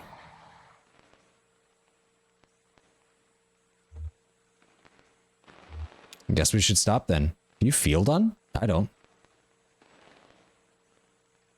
Actually, yeah, let's go back. Really? We've gone so far. But you just said you don't feel done. Is there anything else we could do here? No, that's the end of the tape strip. I don't think we've ever reached this long one at the top here. Is it cheating to skip over? Maybe we missed something. Can we skip back a bit? Moves the playback head to another strip of tape. Lula, that's the last strip, so everything's down here now. The final resting place, don't be so morbid. Regret? Lula. It's late morning now. I'm sitting at my desk on my lunch break. This is the last recording I'll make on this tape, and then I'll drop it in the mail tomorrow morning. And who knows? I've been recording on this tape for 15 years, I think? A lot of other things happened, so here's a story. The first time I moved to Mexico, I stayed there for 3 years, and I had no contact with either Joseph or Donald in that whole time. They each thought I'd done it to spite them. Maybe I had, in part. But I don't think they ever appreciated the community I had in Mexico, or Anyway, when I come back, I didn't call them or visit the university. I ran into Donald completely by chance at a hardware store. He asked me why I hadn't called, and I told him it hadn't occurred to me. So, almost out of tape. Guess I'll just let it run out while I eat. No instructions? No, that's the end of this tape strip. I don't think we ever reached this long one at the top here. Is it cheating to skip over there? Okay, let's go back. Okay, I guess...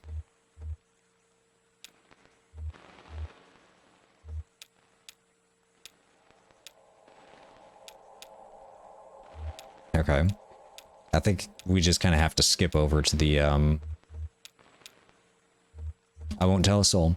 Bob moves the playback head to another strip of tape. Donald, distant. Think of our work, our research. You'll die in these damn cold caves. And what about those men?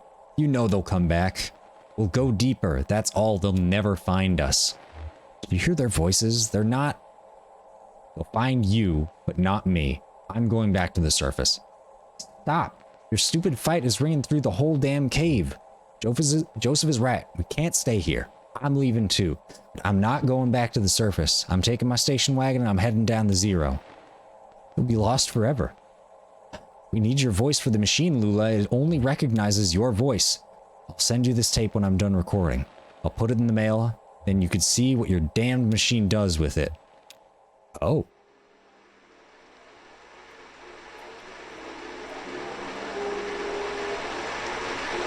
Interesting.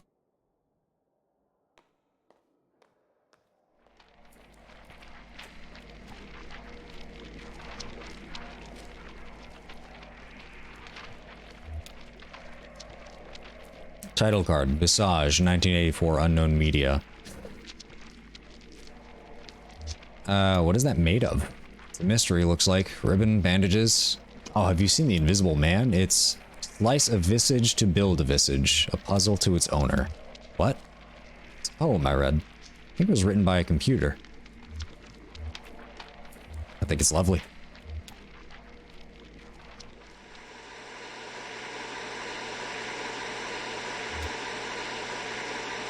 Title card, Vertex Texture Fetch, Tree, Television, and Suspended Cathode Ray Tube. 1968, found materials. Picture on the TV. What is that? It's a lighthouse? No, it's a weather vane, or a windmill or something. Is it a lighthouse? Very interesting art installation.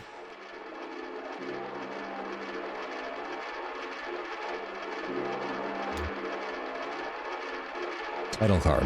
Spinning coin, suspended, correcting for angular motion, 1976, found materials.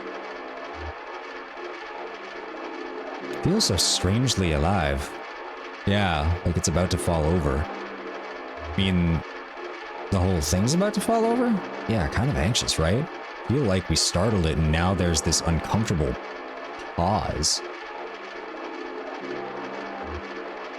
Feel really drawn to it, but just makes me nervous.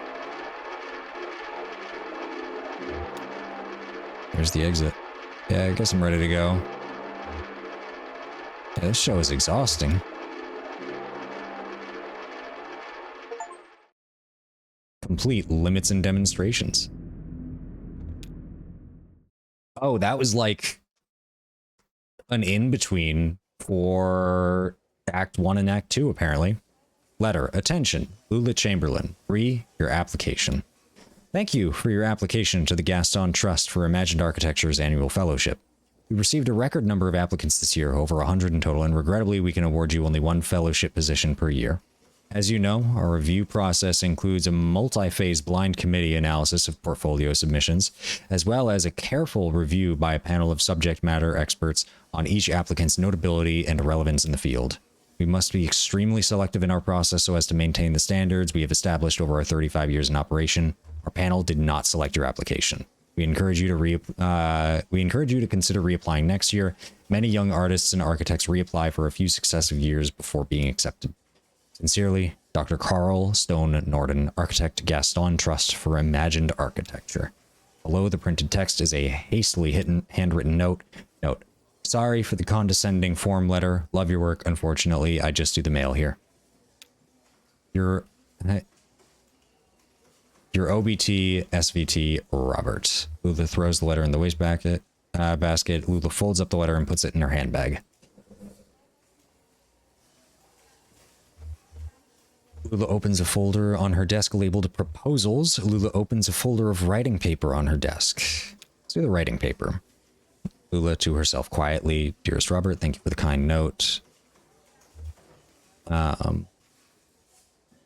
Dearest Robert, thank you for the kind note. Though it has been years since my name appeared in a gallery program, except as an occasional dusty curiosity in a group show or as the impertinent subject of some misguided retrospective, I continue to something gratitude, yours in situ, Lula.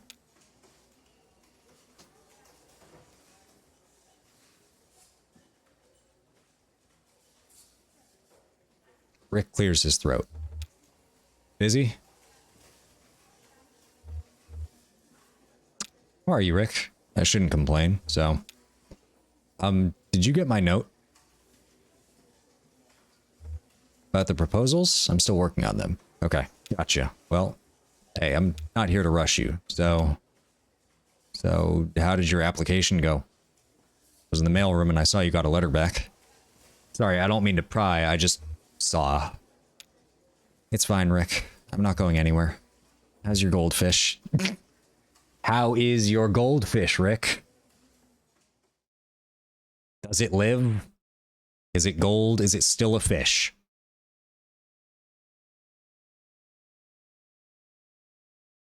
Bureau of Reclaimed Spaces. What does that even mean?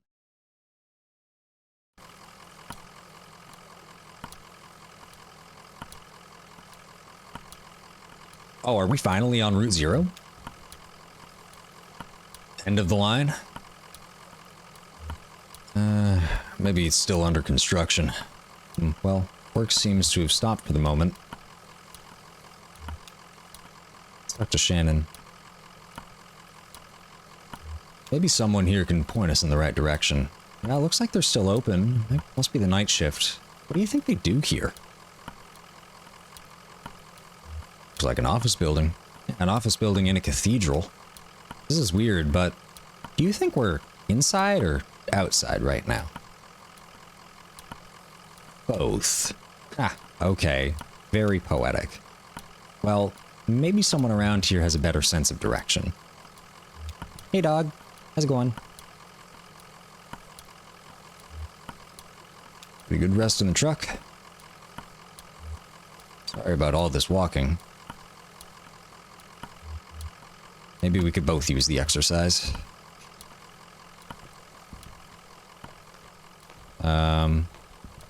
Okay, well, I guess we can't go that way.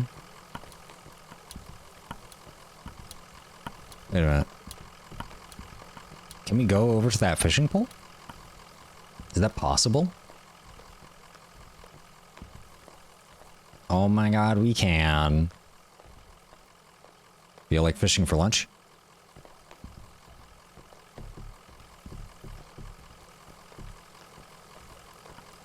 Such a weird place. I feel like liminal spaces has been a very interesting topic of discussion in gaming over the past couple years, with like the back rooms and I don't know, something like that Doom map, like myhouse.wad.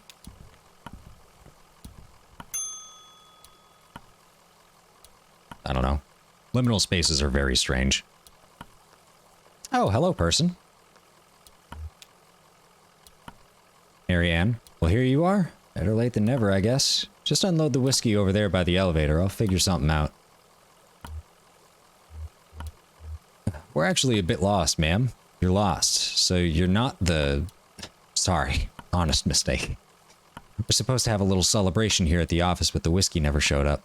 I saw your truck and thought... Don't really look like one of the boys from the distillery anyway.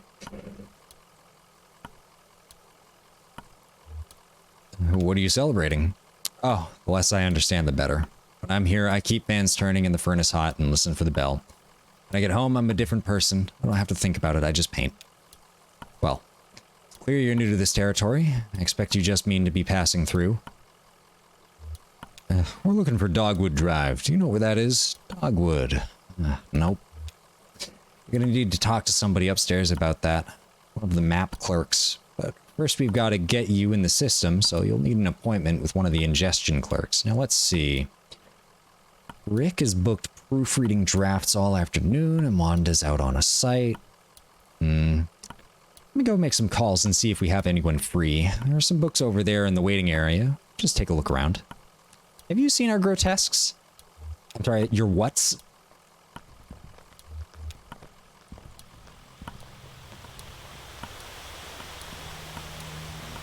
Television is playing what looks like a nature documentary. A hermit crab scuttles across the beach. Its shell is an awkward shape. Must have once belonged to a different crab. Television is playing a cartoon about a bird. A cartoon bird collects pieces for its nest. A scarf, a plastic shopping bag, a bit of a young girl's hair.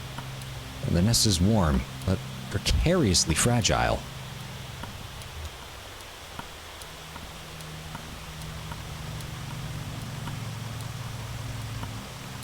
Television is playing an instructional video on an elevator design. It is crucial to maintain proper lighting in an elevator. In the absence of sight, passenger sense of motion is greatly enhanced. The passenger should never feel as though they are physically ascending or descending. The elevator should create the illusion that the building is flat. This is the mark of a successful elevator design. Wait, is that true? What the heck? I mean, like... maybe?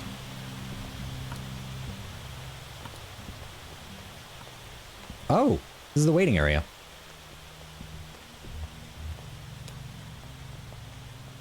Books.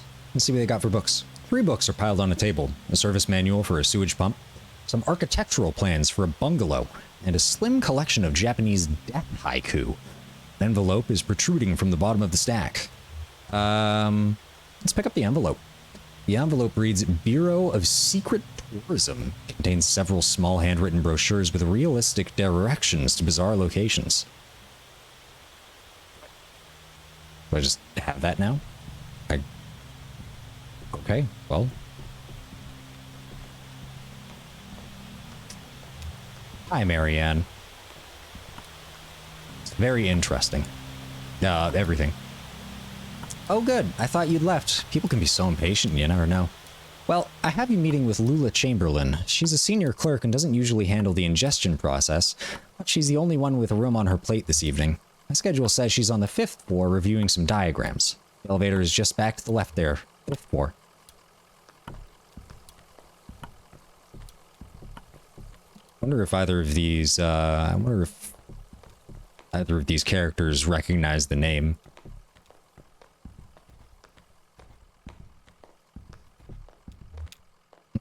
Upwards. Come on, Shannon. Let's go.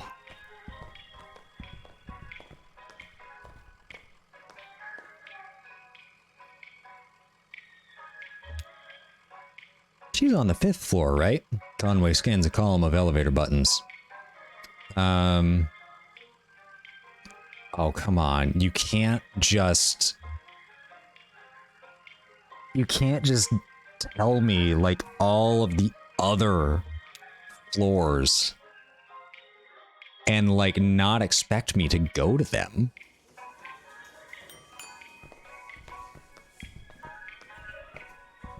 Hello? Are you lost? We're looking for Lula Chamberlain. Oh, no, she's much too busy. Let's get some of our junior clerks to sort your paperwork first so you don't waste any of Miss Chamberlain's time. It's a pretty straightforward process. First, you'll need to get a case number assigned. Talk to Clerk Metzstein about that. She's just over there at the end of the room. Happy to help. Oh, okay. Wait, isn't that Lula right there?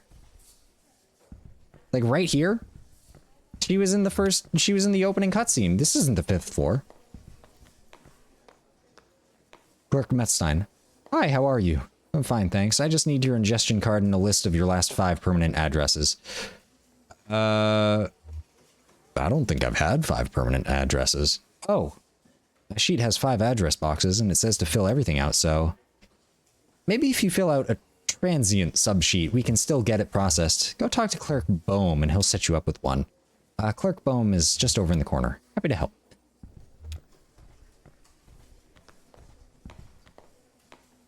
Howdy. Here for a transient sheet? No problem. He rummages through some papers on his desk.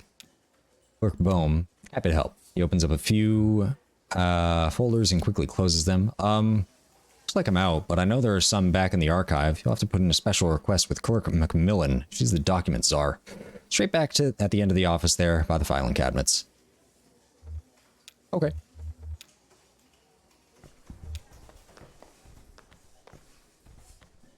Just walking around everybody except Lulu.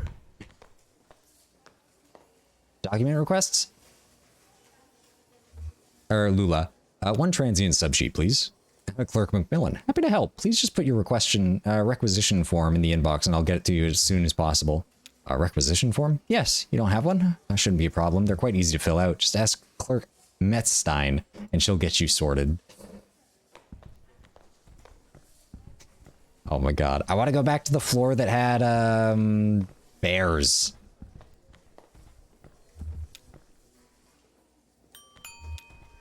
Lego. Yeah, no, that's just like a runaround. Like, you'd constantly visiting things back and forth, or visiting the same people in a sequence. Okay, her office is down on the 1st floor. Oh, 1st floor. What, is everything, like, very poorly run or something? Oh my god, there is actually just an office full of bears. Wait, I wanna go say hi.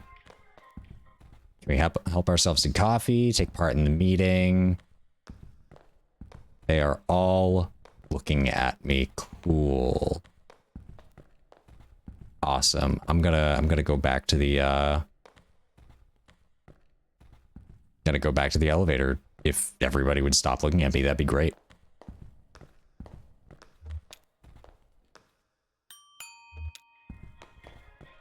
I want to go see the bears. Let's go. 3rd floor, bears.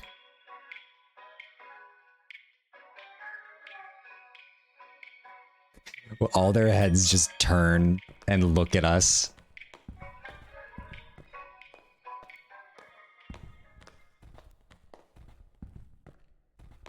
Hello, Mr. Bear. Hello, Mrs. Bear. Hello, Bear.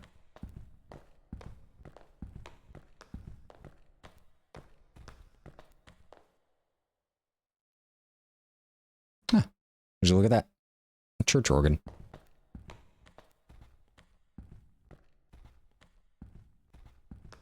Pardon me, Bear.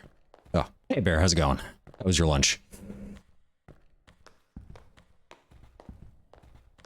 The way they just all watch as you, like, go through is, like, kind of unnerving.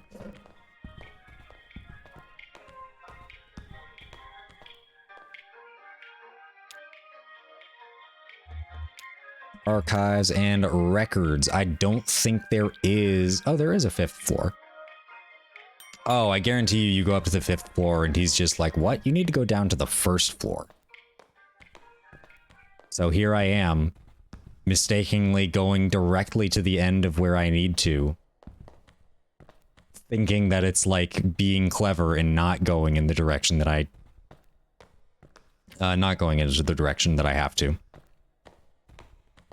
I didn't even realize that it was possible to get back here.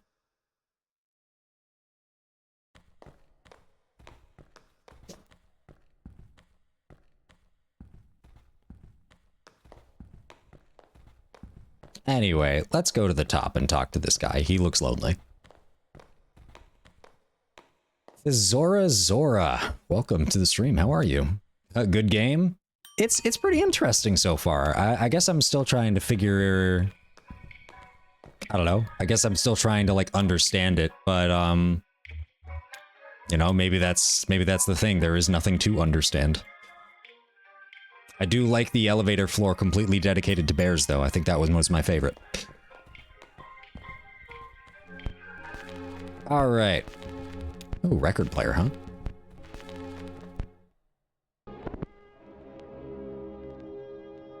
There we go.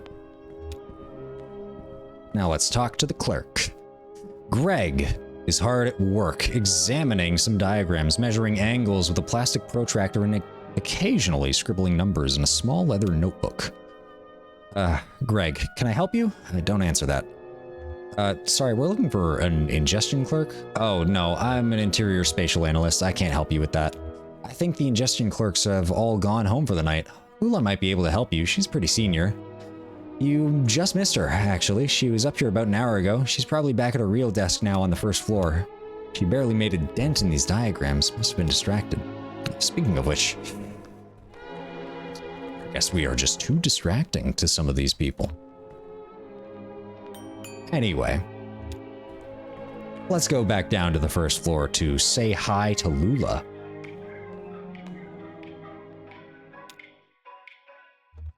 Boop.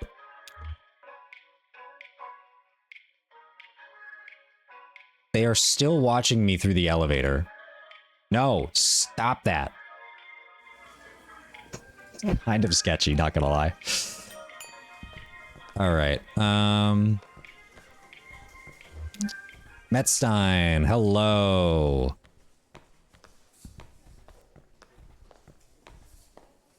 Requisition form? No problem. I'll just need your ingestion card to mark it outgoing in my logbook.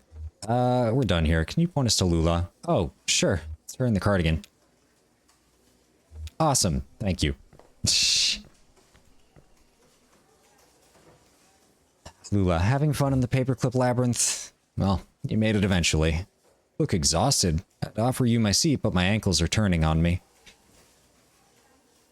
Arthritis? Dr. Truman says my joints are eroding one another. They've been collaborating for decades. It's only natural they'll want to kill each other now. Well, enough about my hateful wrists and ankles. This concrete bunker of an office is just a waypoint for you, I'm sure. Where is it you're trying to go? We're looking for 5 Dogwood Drive. Dogwood Drive. It's funny. Do you know I used to live on a Dogwood Drive? This was years ago. Grimy old house. Basement full of insects, an attic full of birds. I had a few roommates. We all worked at the university. I had a dog. I drank whiskey and beer and made sculptures. That Dogwood was a surface road. With a name like that, it would have to be. What are you doing on the Zero?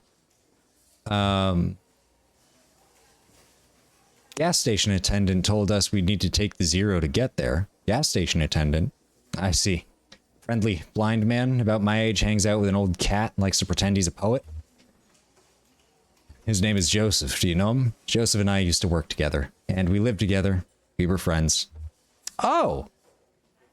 I should have put 2 and 2 together, but I forgot his name and didn't realize that it came up again. My mistake. That was a long time ago. We haven't spoken in years. Do you know why he pointed you this way? It's because he's still in love with me, of course, and now he's implicated you quite inconsiderately, and in your condition, it's appalling. So I'm very sorry for wasting your time, but I'm afraid you've been misled. Excuse me. But where's the Dogwood Drive you lived on? Maybe it's the same one. No, it's not possible. The Dogwood Drive I lived on is now called Pale Dogwood Drive. They renamed all the streets, you see. Too many streets with the same names. It was never a problem before, but now we have these databases and it's all too confusing for the computer. The computer has no sense of ambiguity, so it proclaims an error. Name collisions, they call them. So my Dogwood Drive is Pale Dogwood Drive, and another might be Large Leafed Dogwood Drive, or Himalayan Flowering Dogwood Drive, and so on. But one of them is still just Dogwood Drive. Or so we might hope. It's really a matter of consulting records, of which we have an abundance here. Do you have a record of those streets? I expect we must. They'll be up in the archives and records, 4th floor. It'll be filed under 0 for Odin, or O for Odinims, probably, or G for generic, or maybe S for specific, depending on which part of the street name is changed. Cool. Well, let's go back up to floor 4. Oh, whoops. I thought I stepped into the elevator. I guess not. Let's go.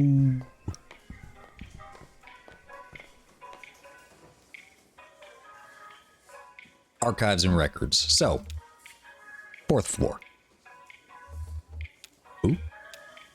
I thought that floor was weirdly vacant of interactable things. Anyway. Let's take a look around.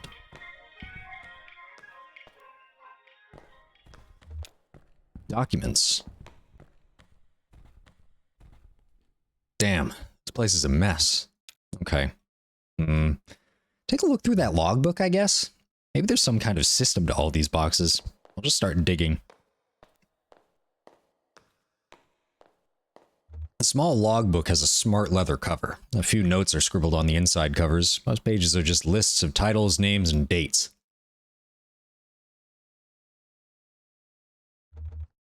Inside front cover. Note in logbook. Document staff. Please do not transfer any more records from storage unit until we get the new filing cabinets in. We're up to F, and that will have to do for now. Instruct clerks to focus on activities beginnings with the letters A, B, C, D, E, or F, or activities most likely to involve research on subjects beginning with those letters. For example, cars is okay because it involves automotive, driving, brakes, etc., but air quality is not okay because it relates to health, safety, and pollution, etc. Okay, I guess we'll just do page 1. Several documents relating to sporting competition venues were quickly checked out and back in over a period of a few days. Basketball courts, baseball fields, alleys, parking lots. That was page 1. Page 14. A single set of documents relating to coal mining operations was checked out and back in by several different people within a few hours. That's a little on the nose. It must be relating to, I don't know, the quote-unquote Route Zero mine. Inside back cover, note in logbook, failing antique shops, folder missing, listed checked in on page 63 but not present. Page 63, logbook, check-in, failing antique shops, Monday 3 p.m, signee Ed Bohm. Boom.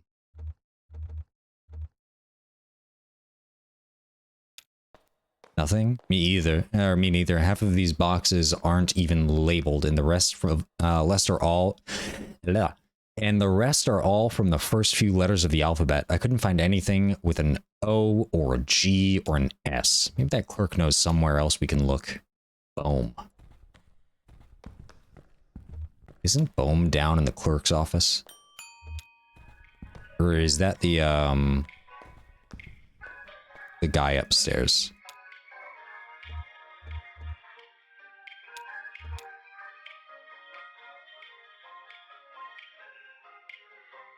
Bears, please stop. Don't look at me.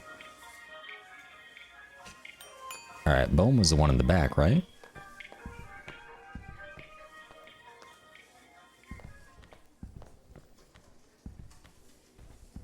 God, I'm terrible with names. No, that's not it. That's not Bohm. Is this Bohm?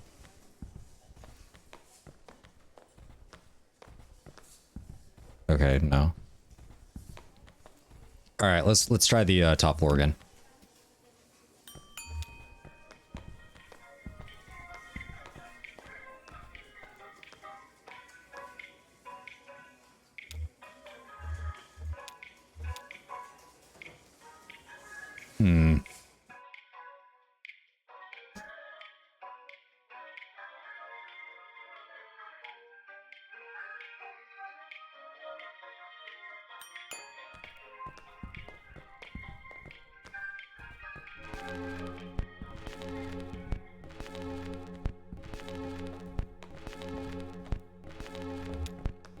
I'll reset your record player for you.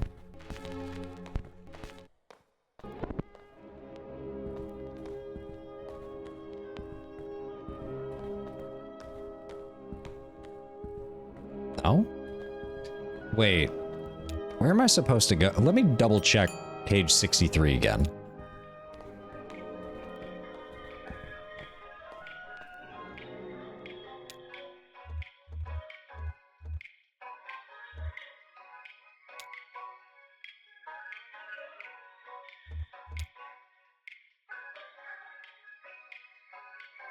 I could have sworn Bohm was one of the people that we talked to in the clerk's office, but for some reason it wasn't allowing us to speak to anybody. Oh, okay, we can't interact with anything here.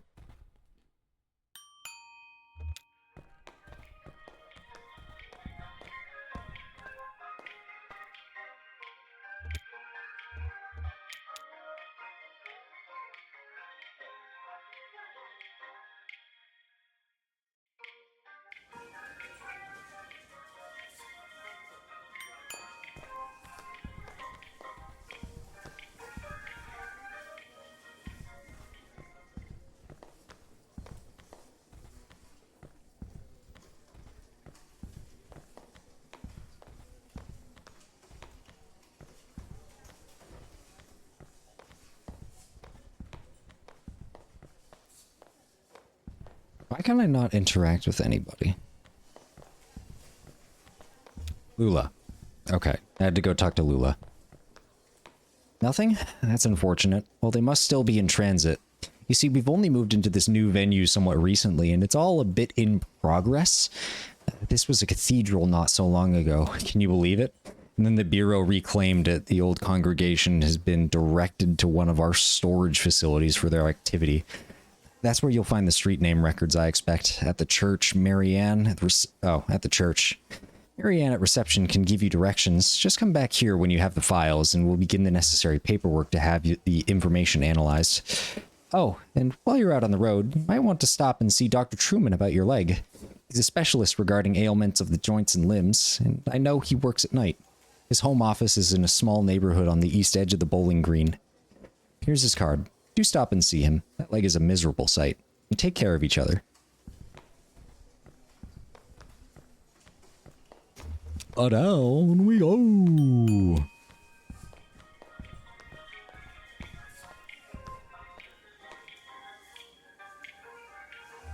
Lobby.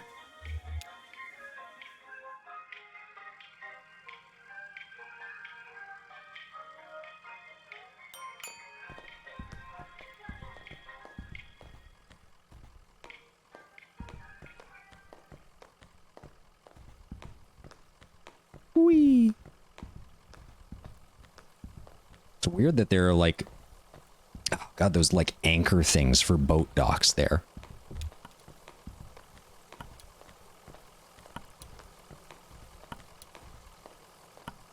Get what you need? Lula said you could direct us to the church? Oh, sure, the old storage lot. Just back on the zero and drive until you hit the crystal, then turn around. It'll make sense once you get on the road. You can handle it. Okay.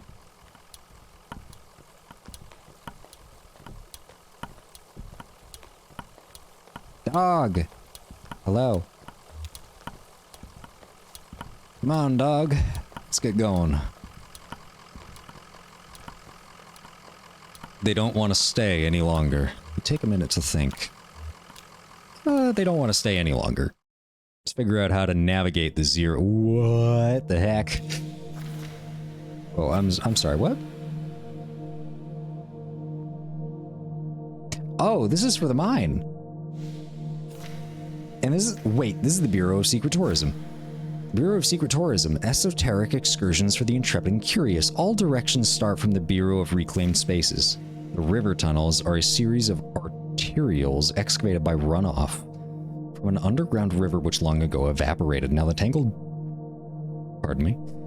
tangled vessel of marooned echoes. Drive clockwise until you reach the feather. Pause for a moment to consider the cave walls. Reverse direction and drive counterclockwise until you hit the birdhouse. Now turn around again and you're almost upon it. To return, simply find the feather again and turn around. The Dymaxion Gallery. Gallery of mislaid futures, abandoned on lonely highways as American industrial design shifted its gaze to the intangible.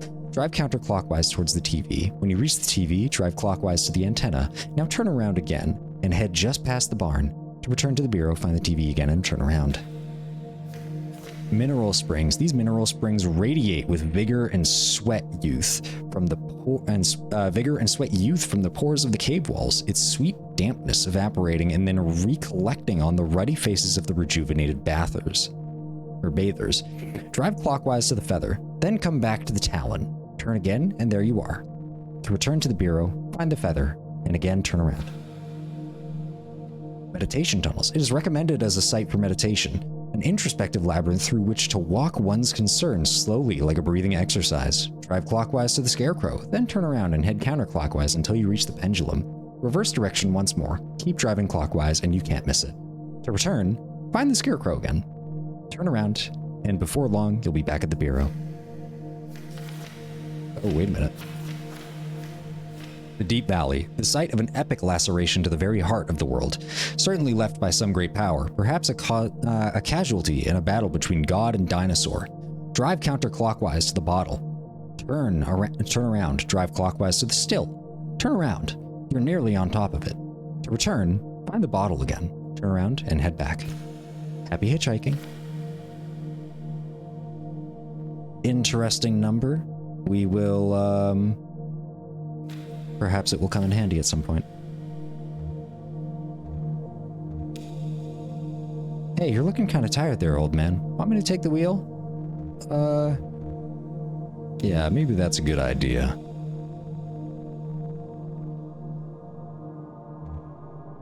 I'm sorry, what?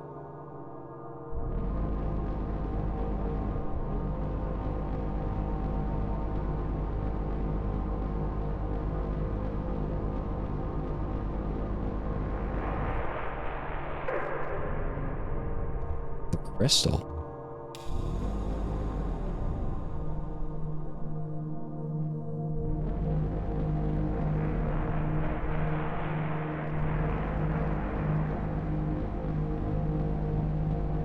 I guess this is the Zero, huh?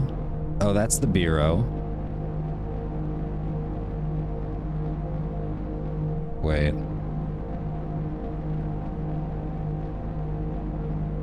Okay, hold on. Let's try and visit some of these places. No?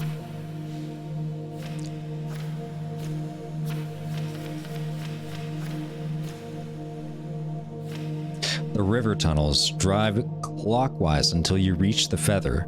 Pause for a moment to consider the cave walls. First direction, and drive counterclockwise until you hit the birdhouse. Now turn around again, and you're almost upon it. Clockwise until the Feather. There's the crystal. There's the pipe organ. The staircase. The projector. Need to go to the Feather. There's the bell. Tree. It's the sprocket. The anchor. The bicycle. There are so many things. The Feather. Okay. Pause for a moment to consider the cave walls. Reverse direction, drive counterclockwise until you hit the birdhouse. Now turn around again. So now we have to go this way until we hit the birdhouse.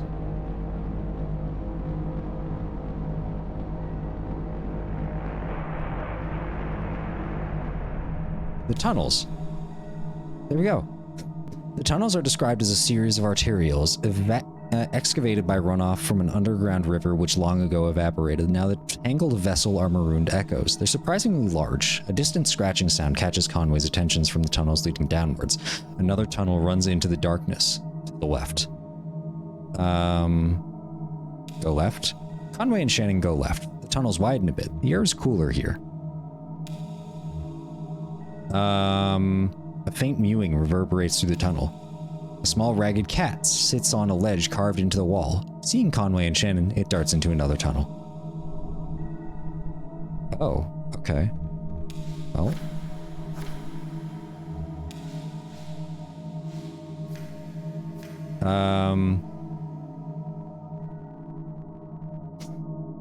Okay, so drive counterclockwise towards the TV. When you reach the TV, drive clockwise to the antenna.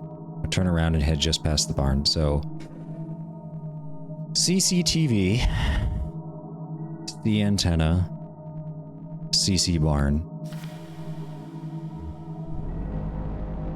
So, let's head this way. This is the feather. Wait, the springs. As described in the brochure, these mineral springs radiate with vigor and sweat youth from the pores of the cave walls, its sweet dampness evaporating and then recollecting on the ruddy faces of rejuvenated bathers. The air does have a warmth and fragrance to it that seems to relax the nostrils. Shannon encourages Conway to rest his leg in the water. Rest for a while. The water is warmer than it looks and strangely soothing. Think about the night stars. Conway leans his head back, eyes closed. It still feels like night down in the caves. Not just the darkness, but the lateness of it. Somewhere on the other side of this rock, the stars are still drifting along indifferently. He remembers some of Charlie's homework from when he first went to college. Charlie was home visiting Lisette and Ira for the weekend, and had some book about astronomy, or physics or something. Maybe math. Watching the relative speeds at which different stars pan across the sky and using it to determine their distance. Leaving the spring, Conway finds a small aquatic insect nestled in his pant leg. He leaves them behind.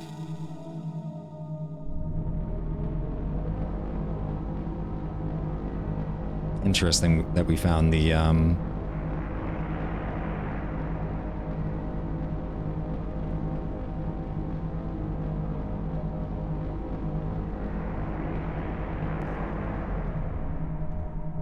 Okay, hold on.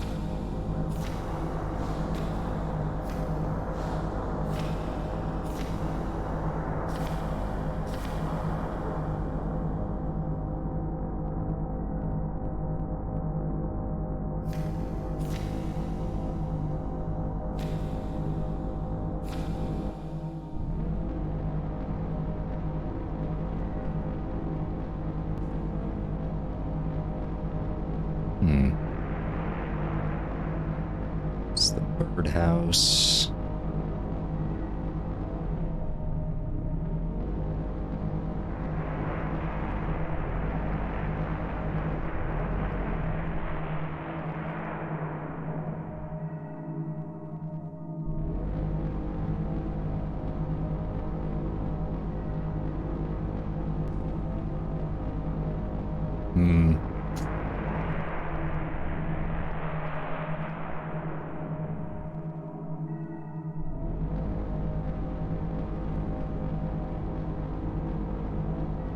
Thank goodness we don't need to worry about gas.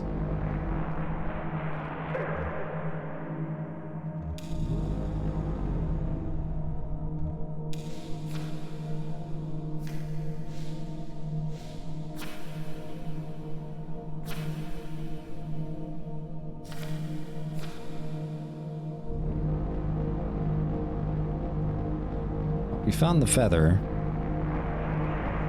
I'm sorry, was that a sandwich, but with, like, a brick in the center instead of anything else? The icosahedron.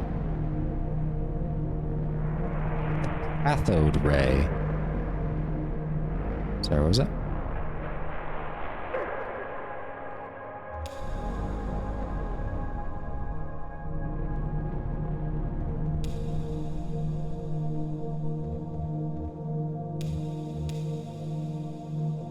Okay, maybe this will reset things. Yeah, self-storage right there.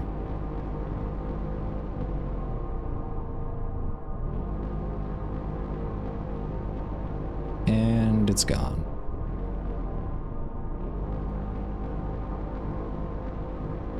There's the crystal.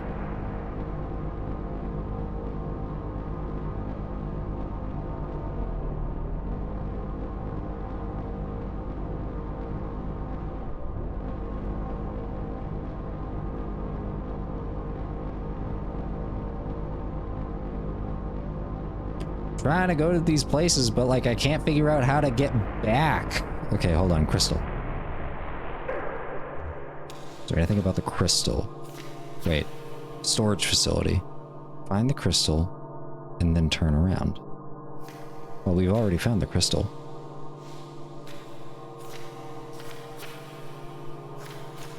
Mineral spring. Meditation tunnel, huh?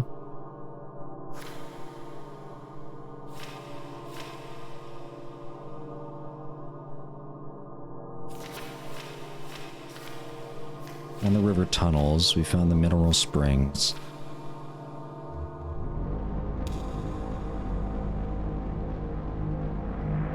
There's the pipe organ. Staircase. Projector. Okay, maybe if we keep going, like, we'll actually find what we're looking... what we're looking for. So...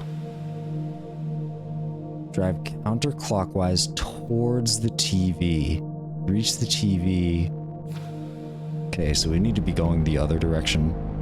Whoops. Oh, look at that.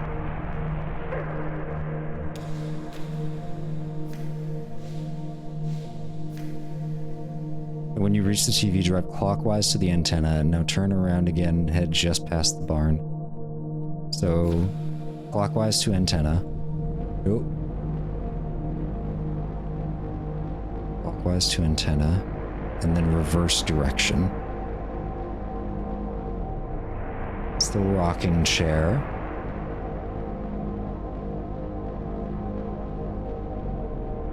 Antenna.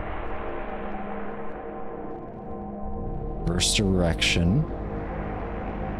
There's the barn, and there's the gallery.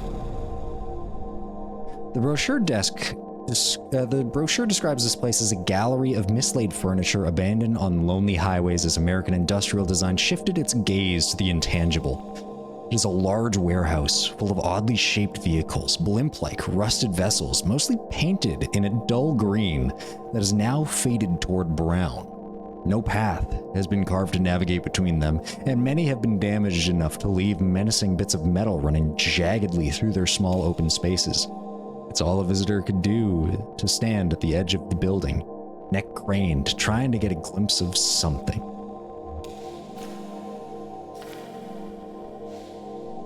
Alright, how do we return?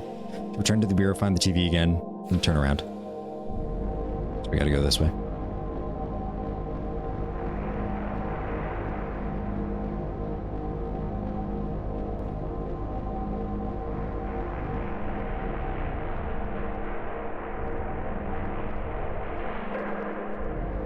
Okay, we have found the TV. Now we turn around.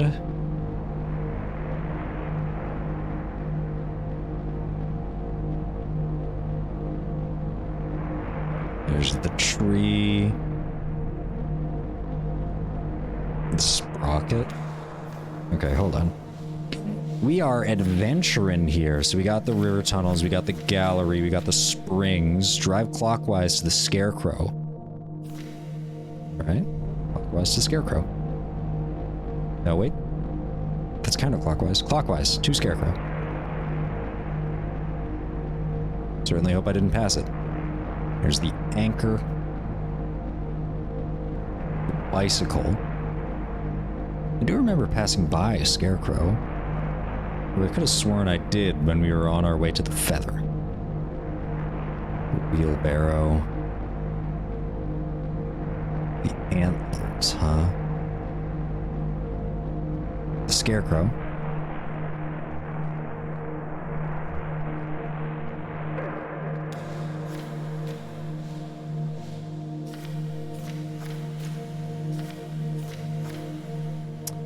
Then turn around and head counterclockwise until you reach the pendulum.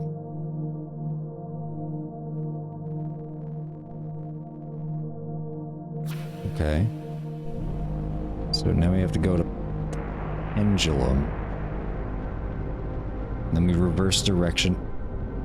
Deja vu. Wait, what?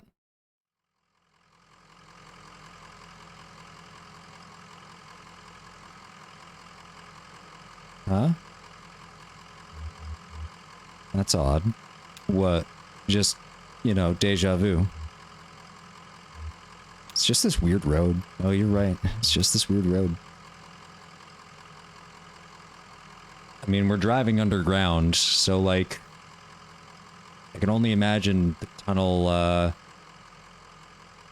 looks effectively the same regardless of where you go.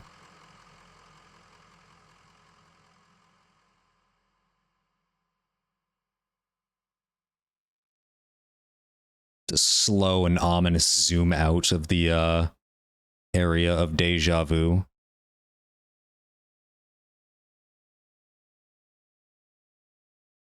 Oh, wait a minute.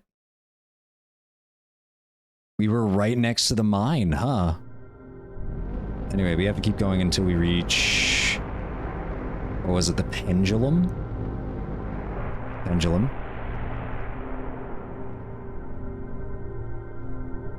Looks like a guitar. Let me go this way. The animal bones and the tunnels. The brochure for these mossy tunnels recommends taking them as a site for meditation, an introspective labyrinth through which to walk one's concerns slowly, like a breathing exercise. A narrow tunnel extends to the right, and another to the left. We did left, so let's go right this time. Sharon and Conway go right. Shannon and Conway crawl on hands and knees through the slick passageway. The moss is glowing more brightly now. Going to the right. A narrow tunnel extends to the right, and another to the left. To the right. Conway and Shannon crawl on hands and knees through the slick passageway. Right to the left. Conway and Shannon step out into a large open room. The glow of the moss is almost blinding. Close eyes. We're able to leave. Interesting.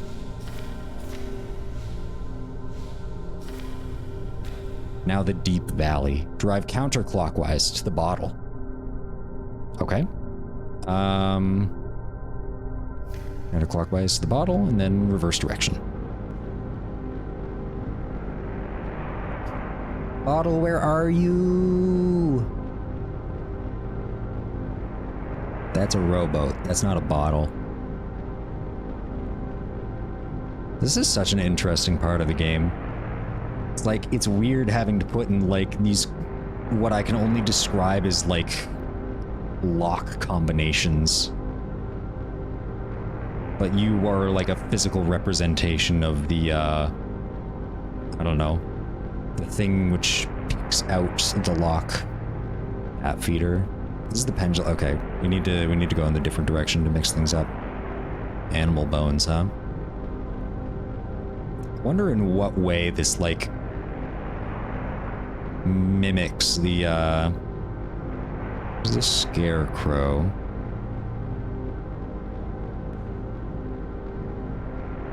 Animal bones, huh?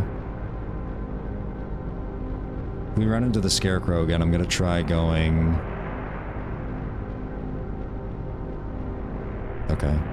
Gonna go counterclockwise again. Bat wings.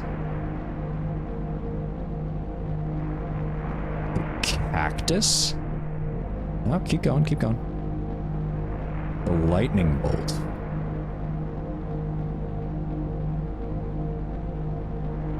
Sandwich with the brick in between the bread. Amazing. The icosahedron. The cathode ray. Come on. Bottle.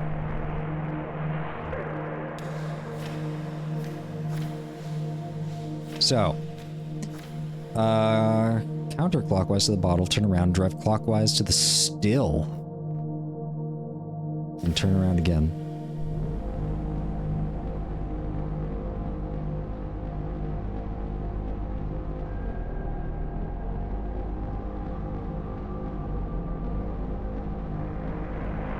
Wait, there's the still. And the valley. Okay. What brochure calls an epic laceration to the very heart of the world, certainly left by some great power, perhaps a casualty in a battle between God and dinosaur, is more of a rocky valley separating the road from a sheer cliff face. It is difficult to see how deep it runs as the rock slopes into shadow, but a few dozen lanterns strung across at an interval suggest its scale, larger than a basketball court, smaller than a financial district. Darn, I was kind of looking forward to that one the most. Yes, Shannon, you can drive. Wait, weren't we gonna go see the,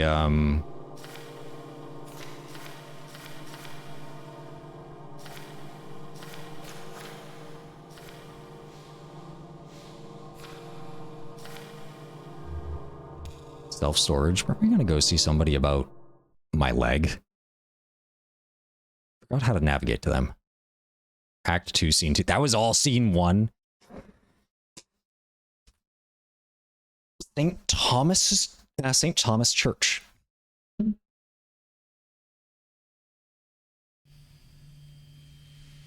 Oh. Random access self-storage. Is that it over there? It's dusty in here. You work with antiques, you should be used to a little dust, right? All right, let's talk to the janitor.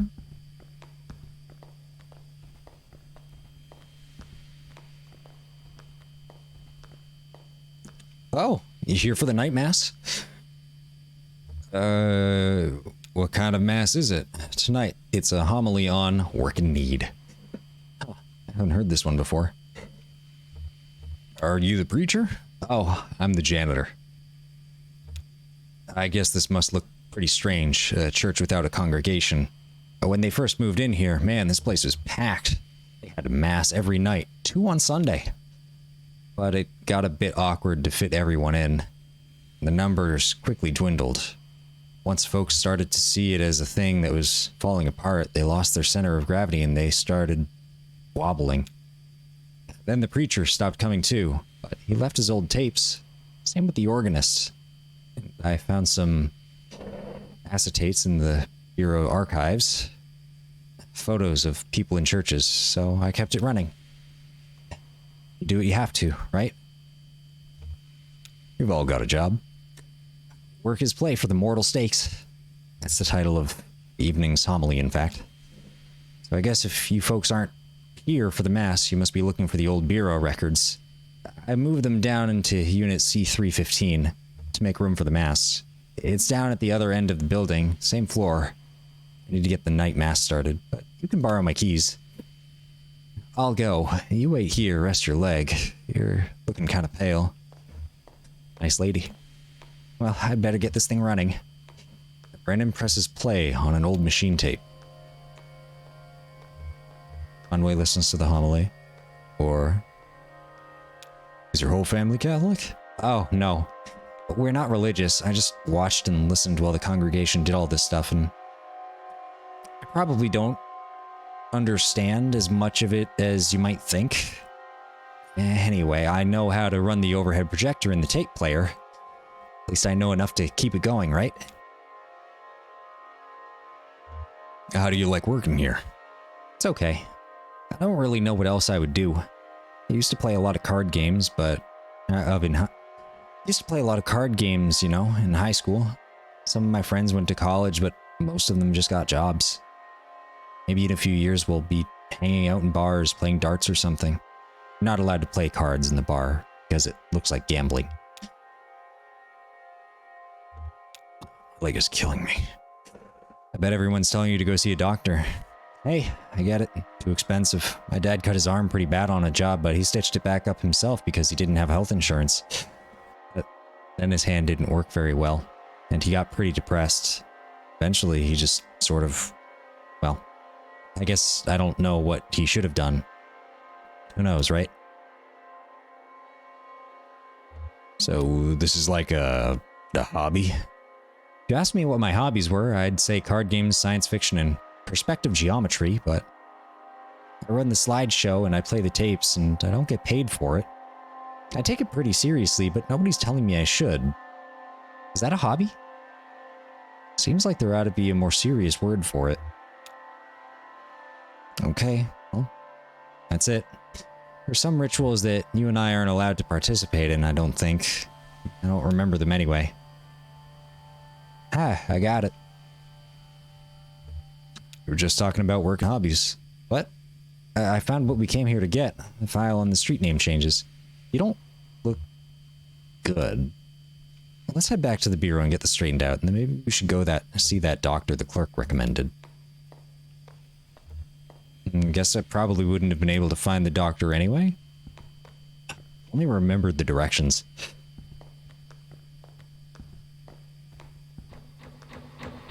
Oh. Lord knows I would have ended up at the doctor and somehow skipped my way to Act 4 or something. Who knows?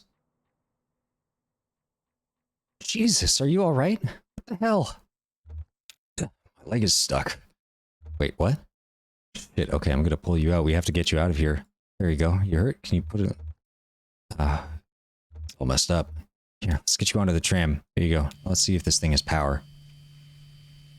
Hey, old man, look at me. Can you hear me? What happened? I don't know. He collapsed. I think he blacked out. I was mumbling about the old mine for a minute. The old mine where we met. I think I need to see that doctor. Yes, you do. She hands Brandon the doctor's card. How do we get to this address from here?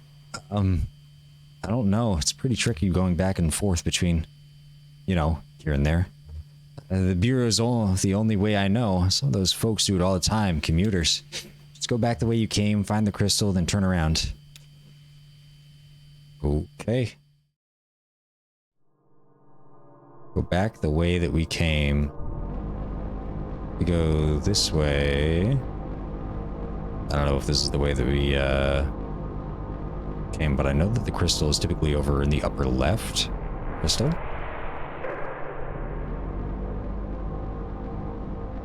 And turn around. Bureau. Boom. Nailed it. Act 2, Scene 3. Ho ho ho ho. Bureau of Reclaimed Spaces.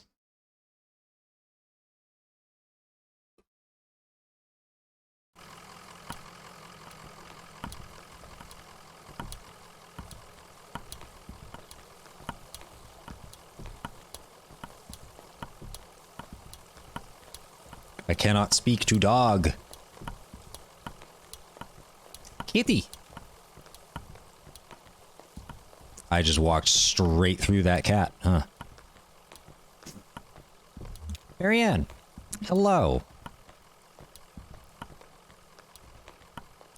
Back so soon?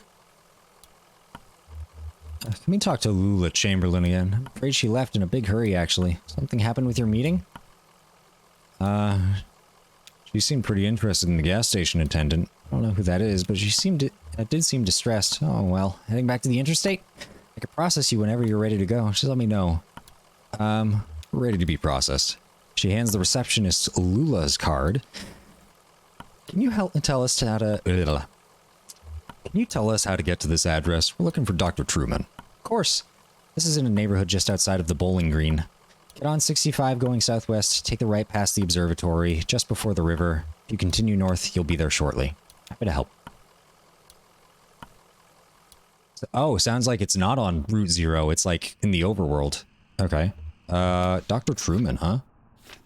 From the Marquez Farms, get on 65 going southwest, take a right just past the observatory, just before the river.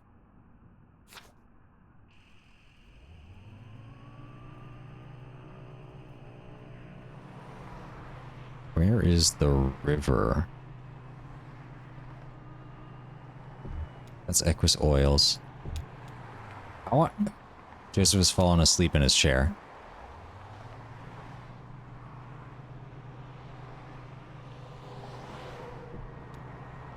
The observatory. So now we take this.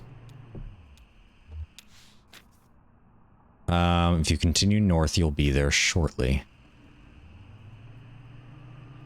Dr. Truman's house? The neighborhood at the address on Lulu's card has been demolished. In its place is a large museum still partially under construction. Oh, it's the museum. We've already been here. Maybe all the other locations will slowly turn into places that we can actually visit. Museum of Dwellings, huh? I wonder if the damage that I've done, like pushing down the walls, is already, is still there. Or is that somewhere else? Oh yeah, who's talking to his dog? That was a weirdo. Museum staff. What did he say? Just small talk, you know, like you talk to your buddies or something. Like you talk to a dock worker, just like, damn, this is a lot of rain. I haven't seen the rain like this since a storm a couple of years back that took out Lysette's herb garden. Just feel bad for that old dog getting dragged all over by a couple of drunks. Old dog like that should be sleeping on a porch somewhere, but that's loyalty for you. Well, they didn't stay long anyway. Flora, I heard the man and the lady talking when they first came in, but they didn't see me. What were they talking about?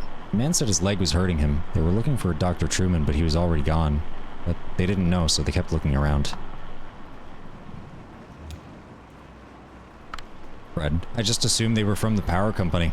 You know how they're always coming by unannounced and messing with this or that. I just shut myself up in my room and waited out. No sense in getting involved. Definitely weren't from the power company. Well, I wouldn't complain if they were.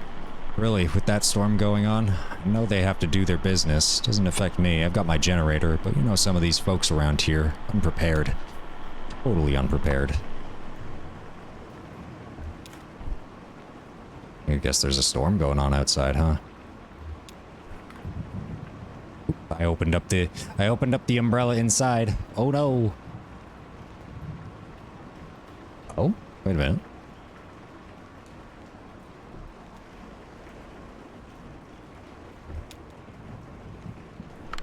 Flora, I was playing in that empty cabin and they came by. They asked about Dr. Truman. I know where he went, but I didn't tell them. Where did Dr. Truman go? It's a secret. Ezra told me and I can't tell anyone else. Who is Ezra? He's my age. He doesn't really live here. He's just passing through with his brother Julian. First they're going to help us, but I can't say any more about that. We have a lot of secrets. The lady asked me about my parents and I told them they were upstairs in the greenhouse. Do you want to hear a weird story? Of course I do. The old man asked me about the cabin. He said it looked like another house he knew, and he wanted to know where it came from.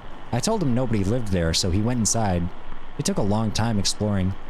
When he came back out, he told me all about it. Where was the other house he knew? I don't remember. He seemed sad. Was it the home of a friend? Yeah, I remember. His friend lived there when they were younger. He moved away for a while, and when he came back, she was married and had a new house. He's still friends with her, but it makes him sad. Oh, Lisette. He went upstairs and he looked around the other rooms. I played with the dog. What did he do upstairs? He looked in some boxes. He looked out the window. He could see the museum better than when he was downstairs. He could tell how it was all put together. And the cabin, too. He could see the shape of it better from up there. Now the part that is weird. He said he went into the basement. That cabin doesn't have a basement.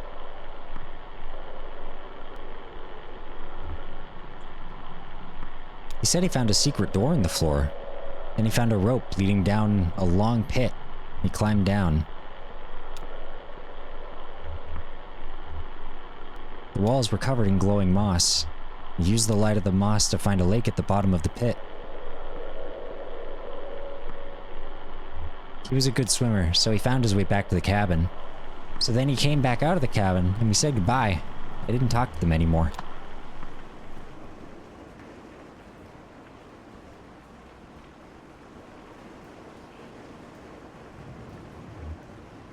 I wonder if the dog recognizes the house at all. Doesn't seem to.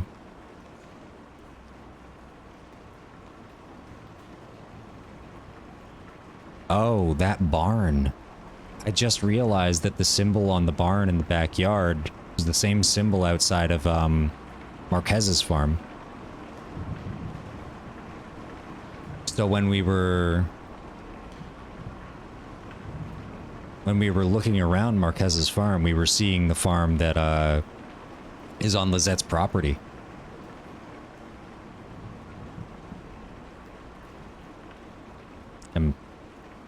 Is Conway a ghost? I guess they must have gone through some papers here. It was in some disarray and I found a few folders were pulled out and left on the table. I mean, it wasn't too bad. I only noticed because Diane is such a stickler. She's real organized, I mean. Is anything missing? Oh. They pulled out a list of folks who didn't take the offer, folks who moved elsewhere, but they filled that back out of order. Or they filed that back out of order, so I guess they didn't find what they were looking for there. Hey, while I have you here, work's kind of slowed down, and it seems like... I know you folks know what you're doing, but it seems like residents are just kind of settling in. We'll get your boys back to work soon. Yeah, sure, I get you. You happen to get that last invoice?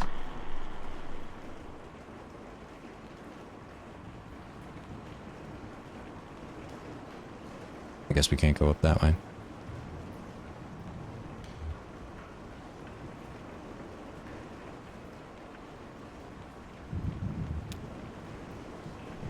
Walker, they were hollering at the empty tent you folks have on display. Hey, you ever need anyone to stay in there? I've been in worse positions. Guess we can just go around and look at all the stuff in the museum, huh?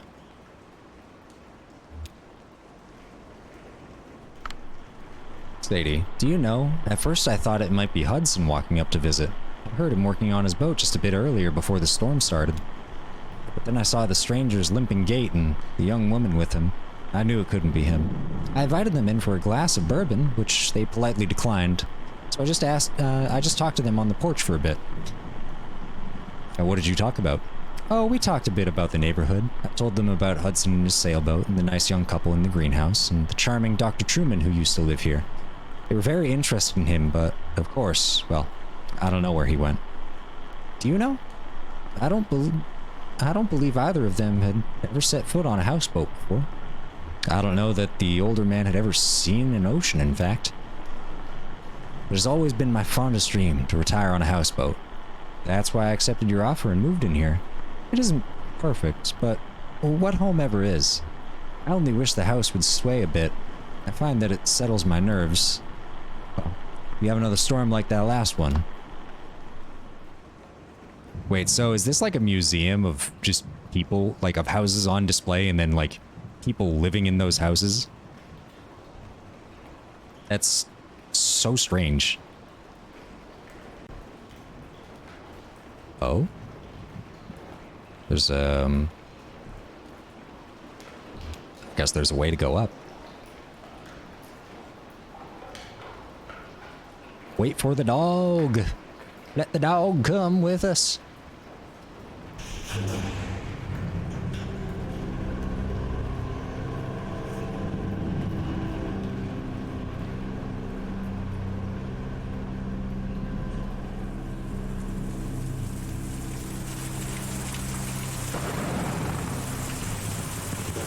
Yeesh. It's raining a lot.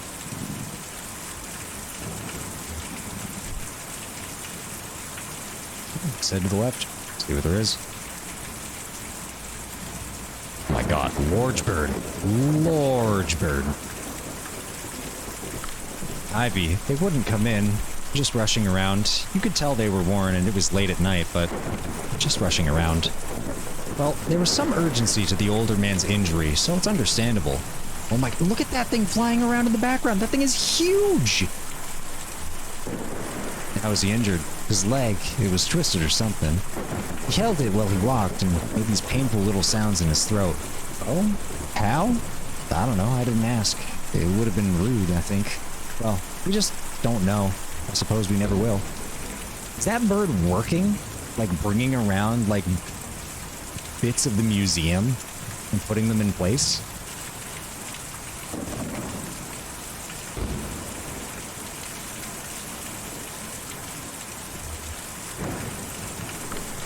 Earl, I heard a shout from downstairs. The old man had stumbled in the rain. I stayed inside with the lights off.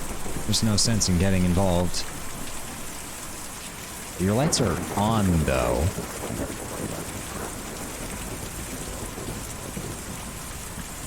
It's a nice house, though. And then we got, like, a townhome or something. Or, I didn't see or hear a thing all night. I was in the back doing inventory when they came by. About 30 cases of candles in. And each one of those has got to be individually labeled, you know? But I heard from some of the other neighbors that they weren't up to any harm, just passing through.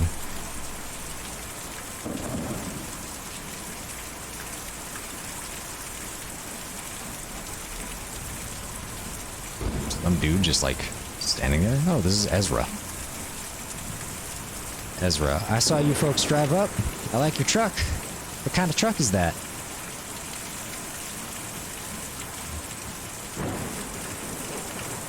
Got a couple of them at the shop, but this is the only one that runs. Oh yeah, the truck we've got to keep, you gotta keep it up. That's why me and Julian don't use a truck, we just carry to houses. Is Julian the frickin' bird? Sounds very impressive. Yeah, it's a big job. Me and Julian take them out of the forest every night, and then we bring them back at dawn, before the museum opens up. Why do you take them to the forest? This museum is an okay place to live in the daytime, but it's no good at night. Folks just can't sleep in a place like this, and when they do, it gives them nightmares. So we take them out to the forest to sleep, and then bring them back in the morning. Is your family out in the forest? Oh, no, they're... I don't know where they are. Me and Julian were looking for them for a while, but... Anyway, we have a job to do here now, taking these people out to the forest at night so they can sleep. Maybe if the rest of them will be like Dr. Truman and want to stay out there, we'll get back to looking. Can you tell us about how to get to the forest? You have to follow the Green River, way out east, and then hop over Lake Cumberland. Roads don't go there. Me and Julian can take you. We were just about to go anyway. I've just got to call him over. Kia!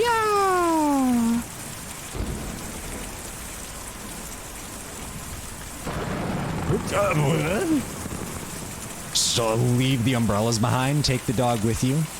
Swooped up by a giant bird named Julian. The museum. From this height, the museum's like a blocky crater slowly filling with rain. The diner. An all-night diner by the side of the road. The lights are on. Wait a minute, I want to look at Equus Oil.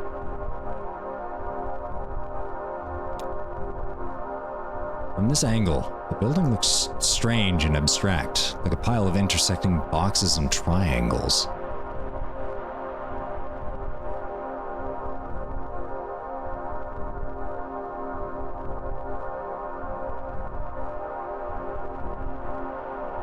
Barren River Lake.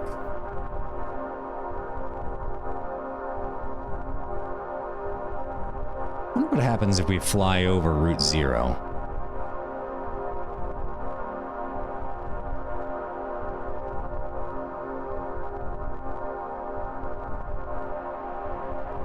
The Elkhorn Mine. From above, the huge swaying tipple looks like a small wooden lattice, framing the edge of the mine entrance. Field notes. You have to follow the Green River way out east and then hop over Lake Cumberland. Small figure. Tiny gray figure walks along the side of the road carrying what appears to be a guitar case. He is followed closely by a smaller shape. A dog? He looks tired. That must be the guy playing the guitar. Out east, huh? None of the roads lead out there, but the river just keeps going. And this is the lake. No, this is the lake. A shadowy figure drags itself out of the lake, stuffs its limbs into a small blue shirt, and trudges slackly out of view.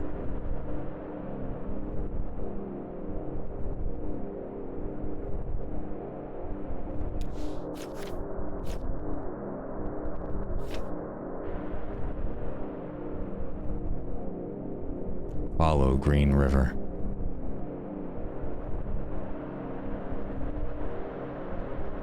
I will say, this is like very soothing.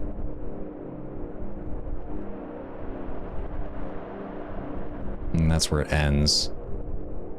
But looks like Green River Lake is right around here. Huh. Lake Cumberland.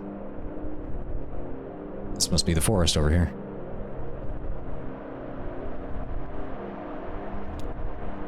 To the forest.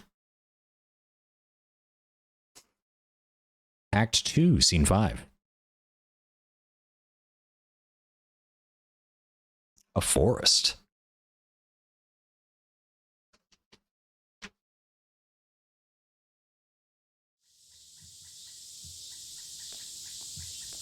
Oh? What? Dog?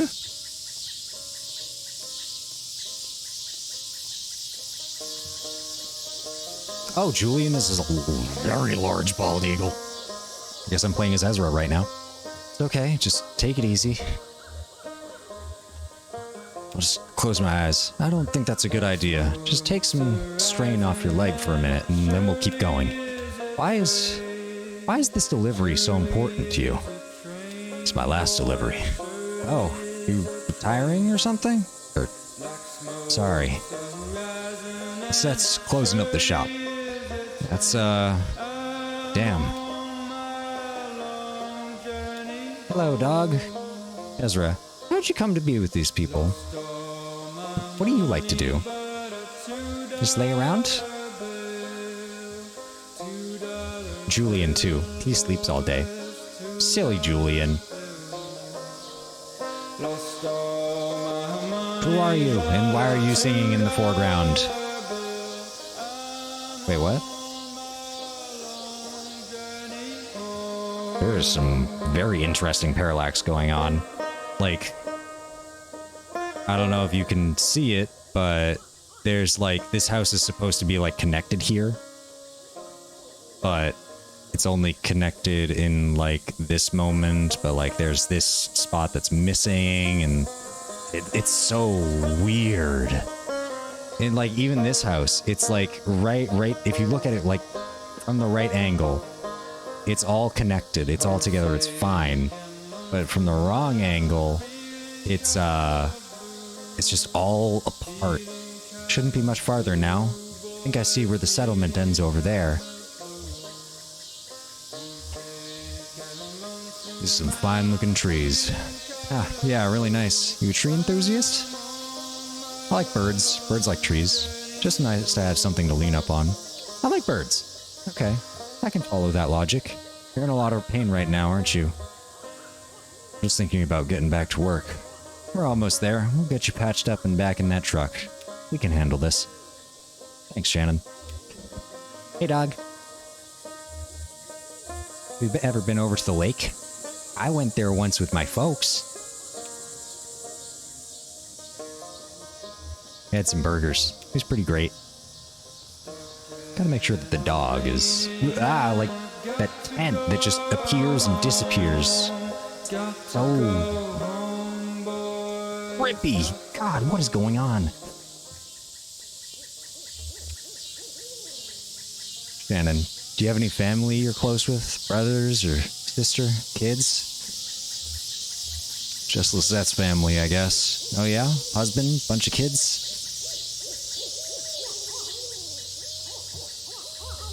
Well, I guess it's just me and her now. Oh, well, two is still a family, right? I guess I was always closest with Weaver. As close as someone can be with a girl like that. She was always on her own wavelength, but we were the same age growing up and everyone else was so busy. When she disappeared, I got pretty angry and I guess I just stayed that way. Never really understood her, but I knew her. It's lonely without someone like that around. Sorry, you're a good listener. Dog. I bet you come from a big family of dogs. Dogs have big families. I like that. You're always surrounded by family. It sounds nice.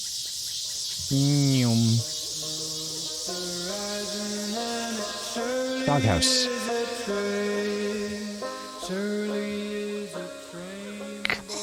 It's like, oh, this is so weird. See inside?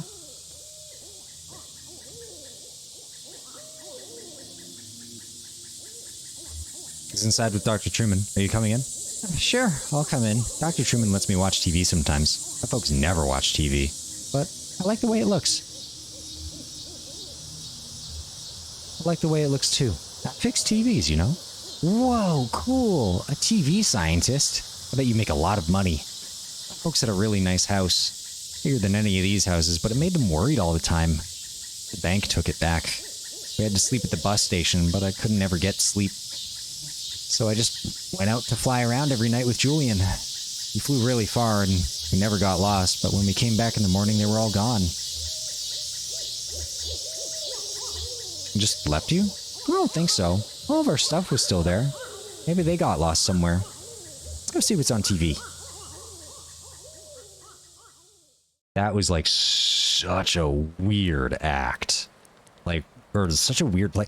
Even now, the walls are just like entirely transparent. We're just looking out into the forest. Dr. Truman. And yeah, I think during that exit interview is when I really realized how badly they had me. But how else can you pay for your medical school? I have college friends with debts that you can't expect to pay that back unless you're planning to sell painkillers on the side or something. Or, you know, some kind of administrative thing. Or a thing. I don't know. Having seen what arthritis did to my grandmother and my best friend in high school destroy his wrists building synthesizers, I mean, he was like 17 ailments of the joints and limbs just seem important to me. I hope that answers your question. Getting a scholarship with that pharmaceutical company had a lot of strings attached, but at least I have somewhere to practice, even if I have to follow their market trends a bit. And hey, thanks to all those seminars, I'm an expert on medical uses of Nuropenol TM. It's not so bad. So how about that leg? What happened exactly? My leg was crushed by falling rocks. Ah, crushing injury. Yeah, those can be pretty bad. Everything gets all compressed and there are a lot of little pieces too, you know. You know what? Never mind. Let's take a look. How bad could it be, right? I mean, it could be pretty bad. You're right, crushing injuries are pretty terrible. Dog enjoying the TV. What are they singing about? Singing about travel. Yeah, they're traveling and they want to go home. It's dark and raining and they don't know where to go, but they're not scared. You think they'll figure it out? I think so. Dr. Truman's going to help your friend. He'll be okay. Thanks, Ezra.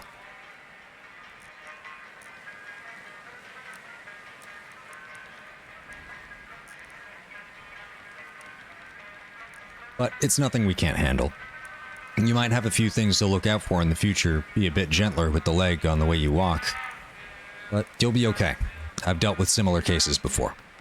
So the anesthetic we'll use is called Nuropenol TM. It's pretty experimental, but it's more appropriate in cases like yours. The way it works is I'll count backwards from 5 to start the process, and then we'll just have a normal conversation and the Nuropenol TM takes effect. Then I'll get started. Alright, here we go. 5, 4, 3, 2, 1.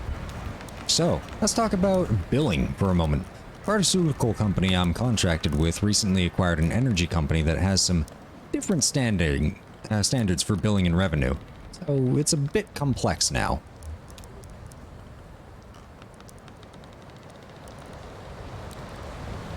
Where did the house go? I'm simply surrounded by trees that have diamonds for branches and leaves. Also, this really, really long curtain. Why is that curtain so large and also hanging off of nothing?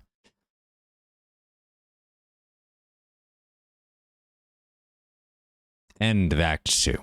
Well, would you look at that? Perfect timing. It's around 8 o'clock for me, and that's usually when we end stream. So that's probably where I'm going to end things for now.